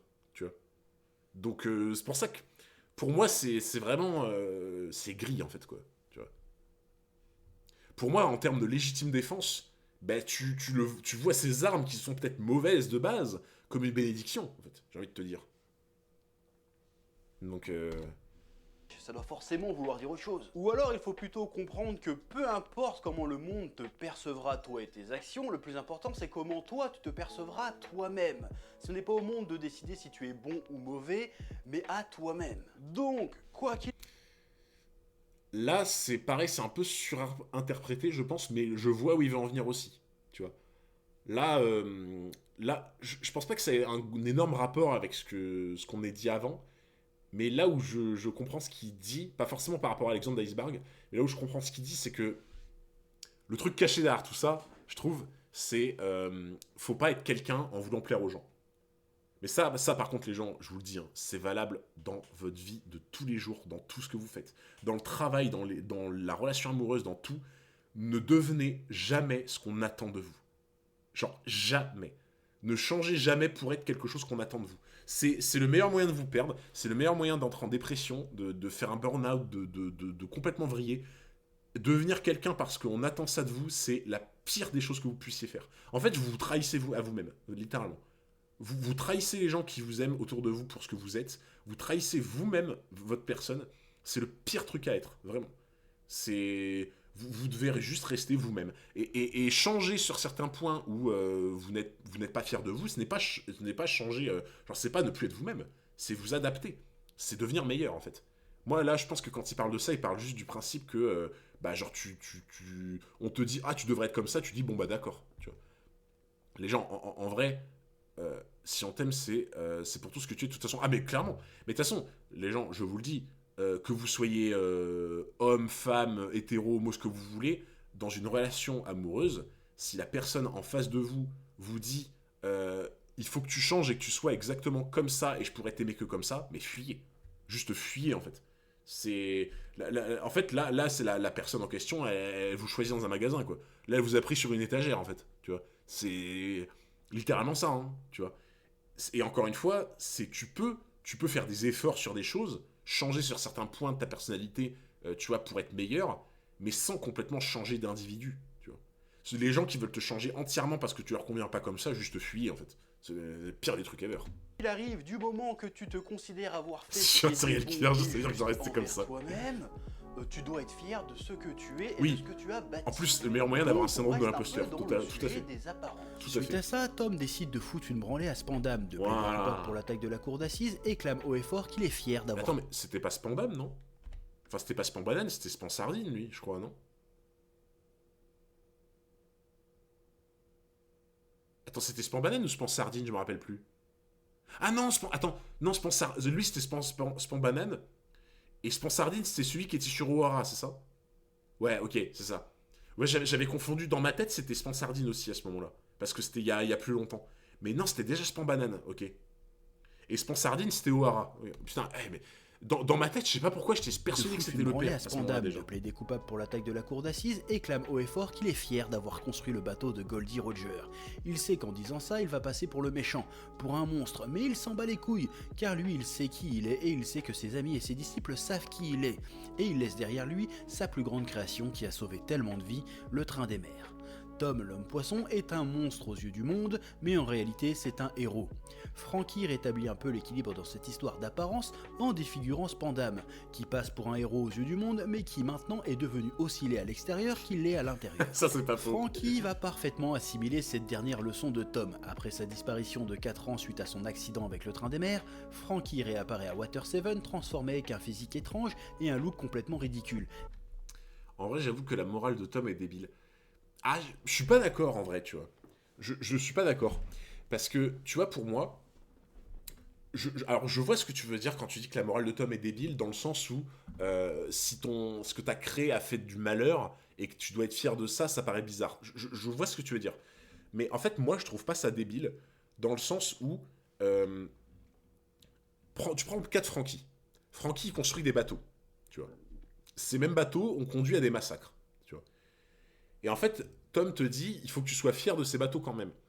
Là où moi, je trouve pas ça débile, en fait, c'est que si tu n'es pas fier de toutes tes créations, de ce que tu fais, peu importe ce qu'elles fassent par la suite, si tu n'en es pas fier, eh bien en fait, je pense que tu vas perdre cette âme de créateur, tu vois. Tu vas perdre cette flamme, tu vas perdre cette passion dévorante et ce talent pour créer ces choses-là, parce qu'en fait, tu auras systématiquement peur de créer quelque chose en te disant, ok, si je crée ça, qu'est-ce que ça va devenir derrière, tu vois.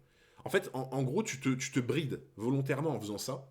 Tu brides ta créativité, tu brides ton talent, et si tu as systématiquement peur de l'avenir et de te dire, ok, ce que je crée là, ça va peut-être faire du malheur, et bien en fait, tu créeras plus rien et tu le créeras plus avec la même ferveur, en fait, tu vois. La morale de Tom est un peu égoïste. Alors, oui, je vois ce que tu veux dire aussi. Dans un sens, c'est un peu égoïste, mais en même temps, tu vois, là où je trouve que c'est pas égoïste non plus, c'est qu'en fait, si... voilà, je te prends un contre-exemple. Je te prends un contre-exemple. Imaginons, du jour au lendemain, tous les créateurs, tu vois, comme Tom par exemple, ils appliquent la même morale que ce que tu me dis. Donc le truc de te dire, tu vois, que voilà, faut avoir peur de ce que tu construis et que du coup, faut pas être fier de tout, tu vois. Et ben le problème, c'est que tu as tous les créateurs du monde qui vont créer des choses insipides. Il y aura plus de talent, il y aura plus de créativité, parce qu'en fait, tout le monde aura peur. Tout le monde sera bridé, tu vois. Tout le monde sera en mode, putain, faut surtout pas que je crée un truc qui fasse du mal. Et donc en fait, il y aura plus de création, littéralement. Il y aura plus rien qui va sortir du lot. Il y aura plus rien qui va être créé par passion. Le monde sera vide en fait, tu vois. Enfin, je trouve. Moi, je le vois comme ça, tu vois. Ça me fait penser que peu importe les conséquences, tu dois en être fier. Ça signifie aussi que tu ne te donnes pas à 100%. Ouais, c'est ça. Moi, c'est exactement ça que je dis, tu vois. C'est que pour moi, tu ne te donnes pas à 100% dans ta passion et dans tes œuvres parce que t'as peur. T'as la peur qui te tenaille, en fait, de te dire qu'est-ce que ça va devenir cette chose, en fait, que je crée, tu vois. Et c'est... Je comprends ce que tu veux dire quand tu dis que c'est égoïste, tu vois. Parce que c'est vrai que dans un sens, tu te dis, bon, bah la personne, elle est là en mode, oh, il peut se passer n'importe quoi, je crée ce que j'ai envie, peu importe ce qui arrive. Je vois où tu veux en venir. Je comprends ce que tu veux dire, et effectivement, ça peut être un attrait égoïste, tu vois. Mais les deux se valent, tu vois. Tu te dis d'un côté, oui, bah tu es pas égoïste et tu peux sauver des gens, etc. Mais de l'autre, en fait, bah, plus rien ne va exister en partant de ce principe, tu vois. Genre, tout le monde aura peur de créer quelque chose en se disant qu'est-ce que ça va engendrer. Et là, le monde, bah, il va s'arrêter, quoi. S'il y a plus de création, qu'il y a plus rien, qu'il y a plus de passion, qu'il y a plus rien, bah là, autant de plus vivre, en fait, tu vois. Genre, après que ces armes aient été détournées. 90% des créations chiffre piche sont absolument inoffensives, et puis la passion de créer des armes, je suis pas sûr que ce soit lable. Non, mais bien sûr, tu vois. Mais après, franchement, tu vois, quelqu'un qui est passionné des armes, qui adore les armes, tu vois, genre qui en a chez lui, qui est un gros passionné ou quoi, pour moi, j'estime pas forcément que ça fait de lui quelqu'un de mauvais, tu vois. Pour moi, tu peux avoir une passion des couteaux, une passion des flingues, un truc comme ça, mais jamais dans ta vie, ça te viendra à l'idée de tirer sur quelqu'un ou de faire du mal aux gens avec, tu vois. Genre, il doit y avoir des gens qui sont passionnés de flingues et juste ils kiffent, tu vois, aller au stand de tir, s'améliorer en tir, etc. Mais juste ils adorent ça, mais ça s'arrête là, tu vois. Genre, les fans d'armes sont dangereux. Bah, dangereux. Franchement, tu vois, pour moi, il y a des gens qui ont jamais été fans d'armes qui sont ultra dangereux, et t'as des gens qui, genre, vont adorer aller au stand de tir pour tirer avec des armes, et c'est les gens les plus inoffensifs du monde, tu vois. Franchement, il y a des collections de couteaux, oui, par exemple, tu vois. Genre là, regarde. Je vais te montrer un truc. Regarde. Tu vois, ce truc-là, c'est l'épée de Aragorn dans Le Seigneur des Anneaux. Parce qu'il faut savoir, je pense que je vous l'avais déjà dit. Mais attendez, je remets mon casque. Putain, c'est un délire. Je crois que je vous l'avais déjà dit, mais je suis un hardcore fan du Seigneur des Anneaux, du Silmarillion, de toute l'œuvre de Tolkien, etc. Je suis un fan hardcore de ça, genre vraiment. Depuis que je suis tout petit. Hein. Et genre, quand j'étais gamin, genre j'avais peut-être 12-13 ans, etc. J'ai découvert sur Internet qu'ils vendaient des répliques des armes du Seigneur des Anneaux, tu vois. Donc la réplique de l'arme d'Aragorn, etc. Genre, j'ai acheté l'épée de Gandalf, l'épée d'Aragorn, la dague de Frodon, les dagues de Legolas. J'ai acheté... je sais plus, j'avais acheté autre chose aussi, enfin j'en ai acheté plein, tu vois. Et en fait, juste parce que je suis un énorme fan, que j'adore, tu vois, les accrocher ou les mettre en décor ou quoi, et genre, juste de les posséder, ça me rend heureux, tu vois. Mais genre, ça m'est jamais venu à l'idée de prendre ça, d'aller dehors en mode qui veut se battre, tu vois, alors, ça m'est jamais venu à l'idée, tu vois, ça. Genre, et j'adore les épées, j'adore les trucs un peu comme ça, tu vois. Mais ça fait pas du tout de moi quelqu'un de violent ou tu vois, qui veut essayer de tuer quelqu'un ou quoi, hein, tu vois. C'est pour ça que je pense que tu peux être un fan de ça et sans... Ah, Anduril, ouais. Ça n'a rien à voir. Bah, en vrai, si. Parce que regarde, quelqu'un qui voit toutes les épées qu'il y a chez moi, il pourrait me dire ouais putain, t'es un gros fan d'épée, t'es un malade, t'es suspect, enfin limite tu peux tuer quelqu'un à n'importe quel moment. Bah non, juste j'aime bien mes épées comme ça, juste de la voir ça me rend heureux, de la voir accrochée au mur, je suis là, waouh, elle est trop bien, tu vois. Et pour moi c'est pareil avec des gens qui aiment les flingues, tu vois. Genre quelqu'un qui aime les flingues, qui les regarde, tu vois, comme ça en se disant ouais il est trop beau et tout, ou qui tire avec. Tu vois genre par exemple, je connais quelqu'un, c'est un instructeur de tir, tu vois, à la gendarmerie. C'est son métier. Littéralement, son métier, c'est de connaître les armes par cœur, tu vois. Et c'est un passionné d'armes. C'est une personne qui est d'une gentillesse et qui ferait pas de mal à une mouche, tu vois. Mais vraiment, hein. Une arme à feu sert à quoi d'autre? Mais non, mais t'as des gens qui tirent dans les stands de tir, juste ils aiment le tir en fait. Tu peux aimer le tir, et tu vois, t'as des gens qui aiment l'arbalète par exemple, tu vois. T'as des gens qui aiment tirer à l'arbalète ou tirer à l'arc, tu vois. Bah, ça fait pas d'eux des meurtriers ou des gens mauvais. Juste, ils adorent l'arbalète, ils adorent l'arc, ils aiment bien tirer sur des cibles, tu vois. Ok, H. Ça me donne quand même un peu envie de pratiquer l'escrime médiéval. Mais ouais, bon, franchement, en vrai, tu vois, moi, ça c'est pas trop mon délire, mais je pense, tu vois, les trucs encadrés comme ça, peut-être que ça doit être sympa, tu vois, j'en sais rien. L'arme à feu, c'est moins impactant pour l'humain de tuer avec. C'est-à-dire. J'ai pas bien compris. Moi, j'ai des katanas chez moi, ma mère me prend pour un fou. Pourquoi vous en êtes venu à parler des armes faites pour blesser ou pour tuer? Exemple, pourquoi vous en êtes venu à parler des armes en regardant la scène d'apparition de Frankie? Parce qu'en fait, on parlait du fait que la morale de Tom, c'est d'être fier de ses créations. Et on commençait à parler du fait que un gars qui est coutelier, tu vois, il crée des couteaux par passion, quoi. Tu vois, il aime trop les couteaux ou quoi, il aime bien les façonner, quoi. En fait. Ouais, le débat est infini, en vrai, j'avoue. Non, mais après, encore une fois, les gens, encore une fois, on peut toujours débattre de ce genre de choses dans le calme, sans insultes, sans quoi. Tu vois, par exemple, Johan, il a un avis sur les armes, que ce soit armes à feu, épée, etc., que je respecte totalement, tu vois. L'avis de Johan, je le respecte totalement. Je suis pas forcément d'accord à 100% avec lui, tu vois, sur ce qu'on a pu dire ou quoi, mais sur cet avis-là, tu vois, moi, je respecte totalement son point de vue, tu vois. Genre, il n'y a aucun problème à ça. Genre, on peut tout à fait aimer les gens, aimer le débat, aimer plein de choses, sans être d'accord, tu vois. On n'a pas besoin d'être d'accord avec des gens pour kiffer des gens, hein, vraiment. Et il s'en bat les couilles. Il est super fier du corps qu'il s'est construit, il n'en a rien à foutre de passer pour un méchant, il vit comme il l'entend. La Frankie Family sont des démolisseurs de navires et des chasseurs de primes que les gens de Water Seven considèrent comme des voyous et des foules à merde. Il s'en bat les reins, lui il sait que ces gars sont des bons gars. Et si en apparence il semble avoir abandonné son rêve de construire le meilleur des bateaux, en réalité il n'en est rien, comme nous le verrons dans l'épilogue de la partie Enies Lobby. L'Aqua Laguna. J'aime beaucoup aussi l'idée de l'Aqua Ouais, Laguna. regarde, c'est le Alors, Futaku, bien Nani. évidemment, l'Aqua Laguna... C'est Hunter 404, je me conseille de découvrir Yu Hakusho en animé ou en live action. en vrai, si t'as encore le temps, enfin, si t'as encore le choix, franchement, regarde peut-être d'abord en manga ou en animé, je pense. Parce que t'auras pas le même plaisir de regarder l'animé pour la première fois, genre si tu as déjà vu de live action avant. Tu verras qu'ils ont changé beaucoup de choses apparemment. Mais je te conseille vraiment, si t'as possibilité, de regarder l'animé avant. Et tu vas voir, c'est pas très très long. Hein. C'est 120 épisodes, je crois, l'animé. Donc vraiment, c'est pas ultra long non plus, quoi.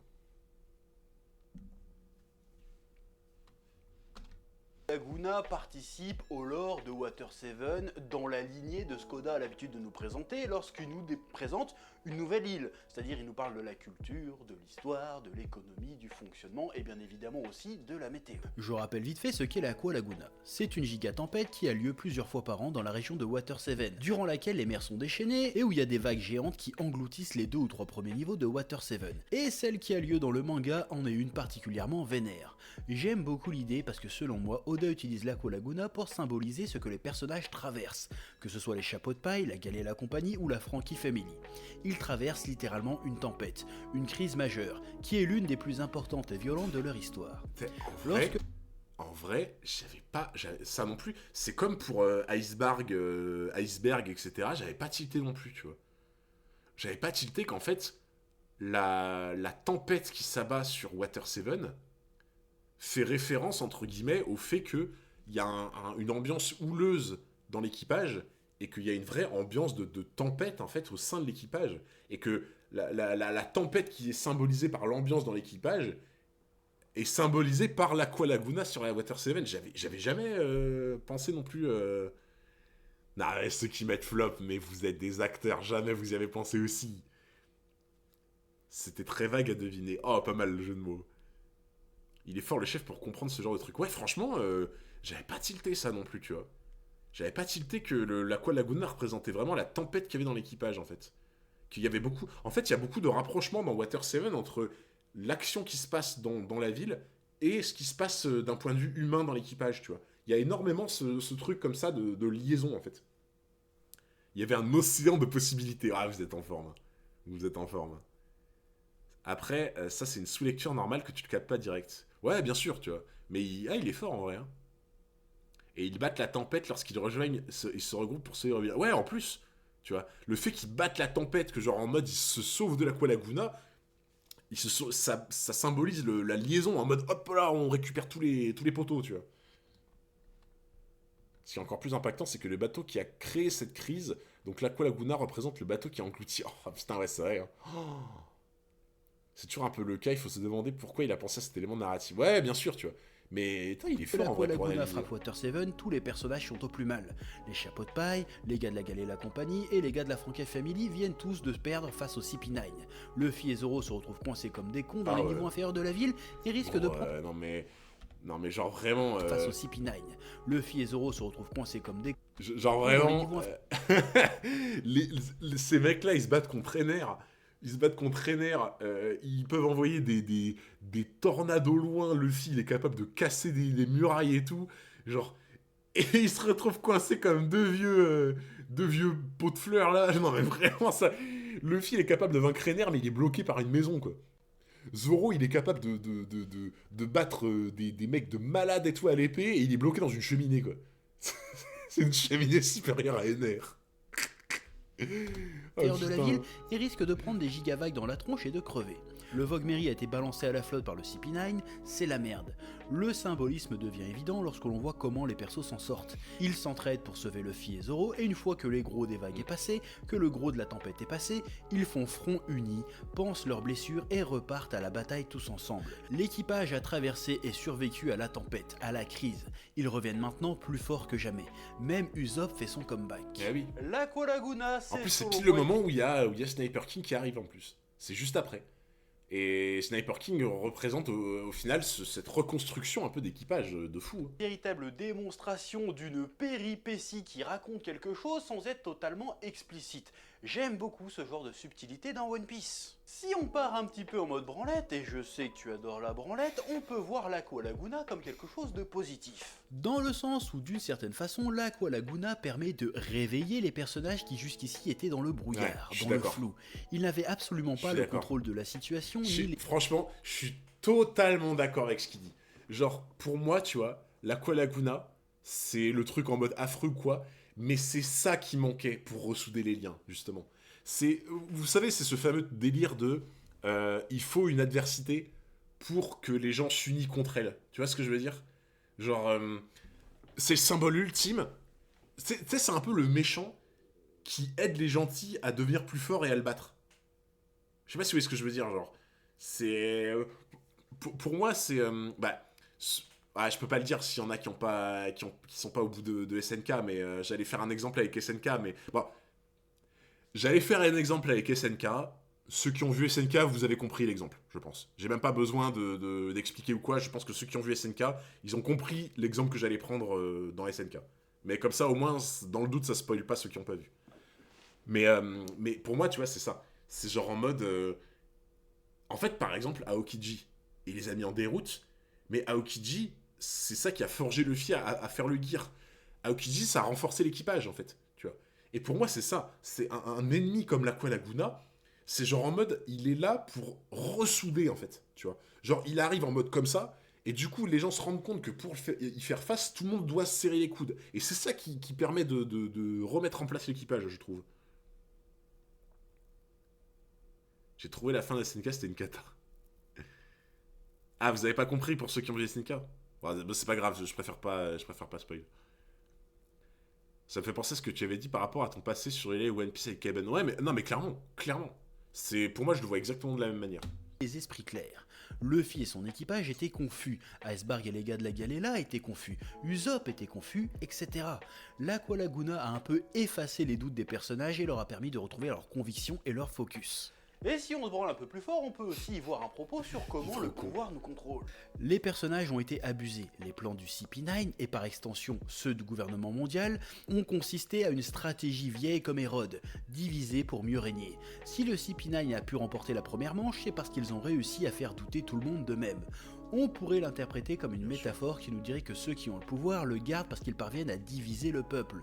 Personne, à part Iceberg, n'a vu venir le gouvernement mondial parce qu'ils étaient trop occupés à se méfier des pirates et les pirates à se méfier d'Iceberg, etc. À ce moment-là, le CP9, c'est-à-dire le gouvernement mondial... Les gens, au final, le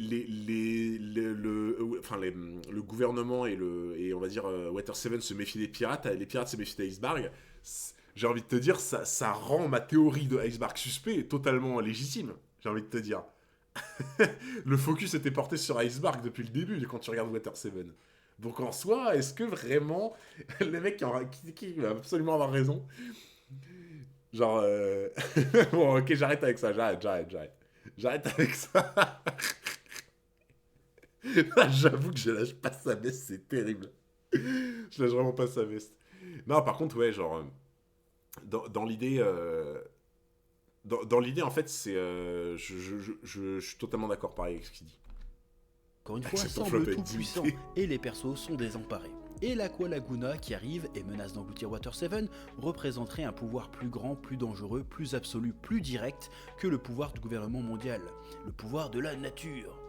Et le fait que les personnages aient réussi à survivre à cette force de la nature, qui est le pouvoir ultime finalement, en unissant leurs forces, révèle la supercherie du pouvoir du CP9 et nous montre que ce que craint le plus le pouvoir, c'est un peuple uni contre lui. Ouais. À la poursuite du train des mers. Franchement, ouais, genre, déjà comme il dit, hein, le principe de diviser pour mieux régner, c'est vieux comme le monde déjà. Mais c'est surtout que ça a toujours marché, hein, malheureusement. Ça a absolument toujours marché. Hein. De toute façon, dites-vous un truc, les gens. Rien qu'en politique,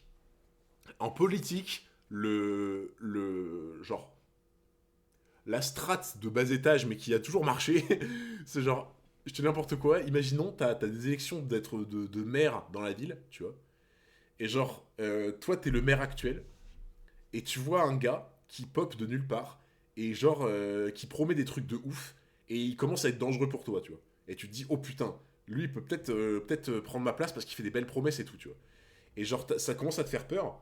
Et tu te dis, oula, mais qu'est-ce que je vais faire? Oh putain, merci Hamster Sia pour les 10 subs offerts, let's go. Oh là là. Merci mon frérot. Ouais.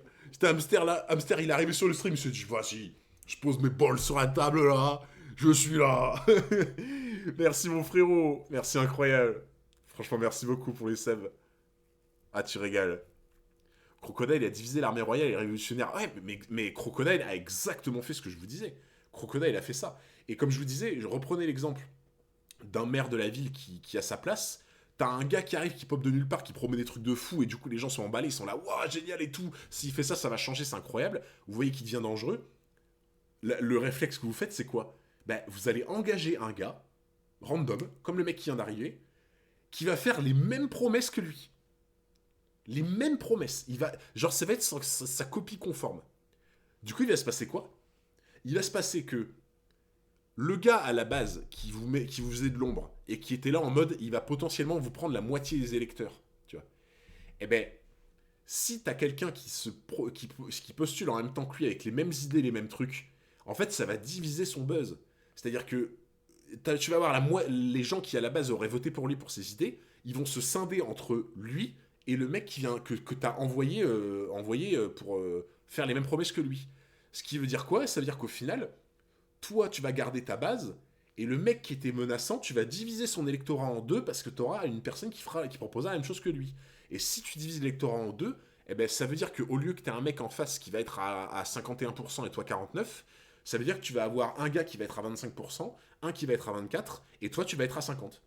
Tu vois.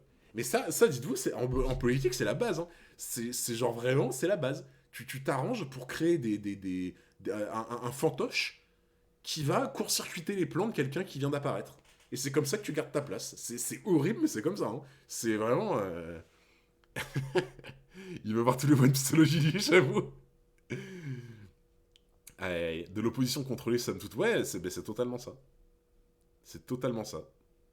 C'est exactement la strate de Pariston dans l'arc des élections. C'est exactement la strate de Pariston dans l'arc des élections. Et c'est pour ça que je vous disais que Togashi, il s'était un peu moqué du système politique, de manière générale, parce que ce que fait Pariston, c'est exactement ça. Tu fais une manipulation de l'opinion publique et des candidats de manière générale dans une élection, et c'est comme ça que tu arrives à berner les gens, en fait. Vraiment. C'est une stratégie de base, mais ça marche toujours aussi bien à chaque fois. Hein.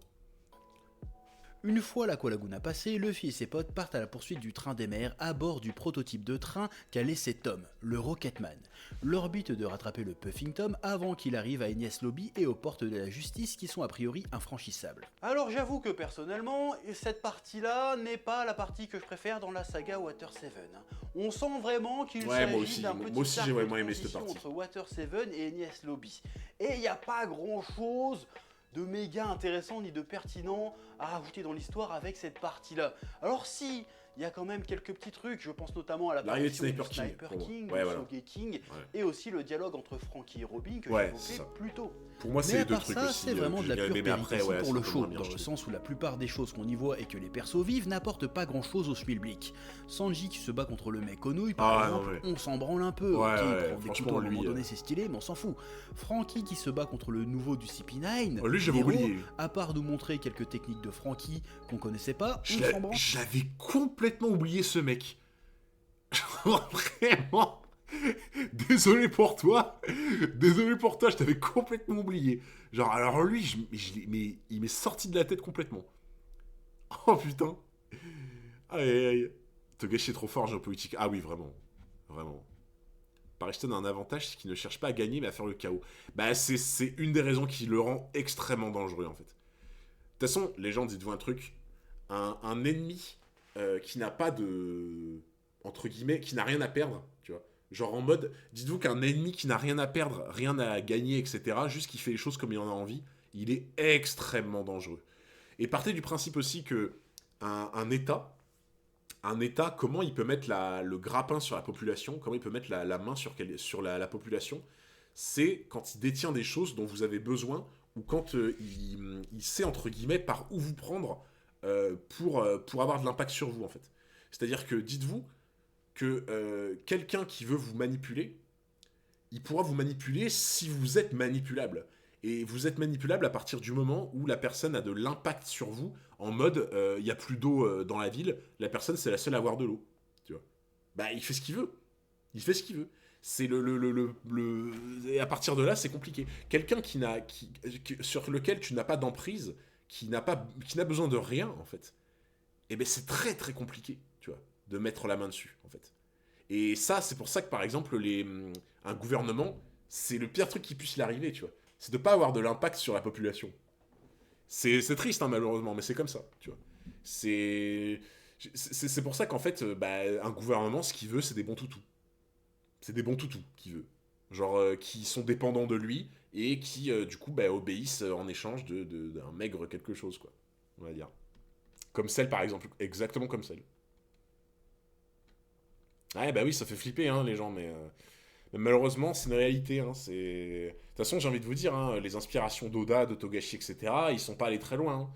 Ils sont pas allés chercher très loin pour s'inspirer dans leur manga de comment fonctionne le monde, hein. C'est super triste, mais bon.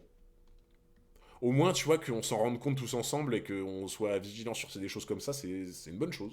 Un peu. Le duel entre Zoro et T-Boy, ok, il était un peu badass, mais on s'en branle. Je pense que le but de tout ce passage était surtout de mettre en avant un peu Sanji, qui a été pas mal mis de côté dans la première partie C'est d'Enies Lobby. C'est vrai. Bon si, il y a un autre truc intéressant, c'est Rob Lucci qui bute Nero parce qu'il le juge incompétent. Ça nous indique que Rob Lucci ne considère pas les membres de son unité comme des camarades, mais comme des subalternes, des outils au service de la mission. C'est un point sur lequel il va être totalement opposé à Luffy. Mais C'est vrai, ça, ça. nous en C'est vrai. reparlerons lorsqu'on abordera leur combat lors de l'arc Enies Lobby. En route pour Enies Lobby. Water 7 est de mon point de vue le meilleur arc de One Piece. Et bien sûr, quand je dis ça, je Ah ouais parle du stade où j'en suis dans ma relecture. C'est certes très dense, mais à aucun moment ça devient Ah ouais trop dense. Le rythme est maîtrisé, Ah, je pensais le pas. propos est intéressant, les nouveaux personnages sont plutôt cool, et ça nous offre... Putain, en vrai, je pensais pas que ce serait son arc préféré, tu vois. Genre, c'est vrai que moi, perso, je l'ai adoré ou quoi, mais je pensais vraiment pas que ce serait son arc préféré, Water 7. Des moments, des scènes mémorables qui ont laissé leur empreinte sur tout le manga. Mais tout ça prendra encore une autre dimension avec la partie Enies Lobby. Mais ça, nous en parlerons lors du prochain épisode de One Pieceology. En attendant, abonne-toi, je mets pensais la pas que cloche, c'était son préféré, lâche Water un pouce 7. bleu et que la passion te guide. Au À stade où il bientôt. en est. Ouais, mais après, dans l'idée, il dit que c'est une relecture. Donc ça veut dire que globalement, il a déjà... Ah oui, d'accord, ok. J'avais pas compris la façon dont il a dit. C'est que pour moi, j'avais l'impression qu'il disait que c'était globalement son arc préféré, genre de tout ce qu'il a vu. Mais quand, en fait, la façon dont il l'a dit en mode... avec la relecture, c'est en mode depuis le début, quoi, en fait. Genre en mode, c'est son préféré depuis East Blue, quoi, en fait.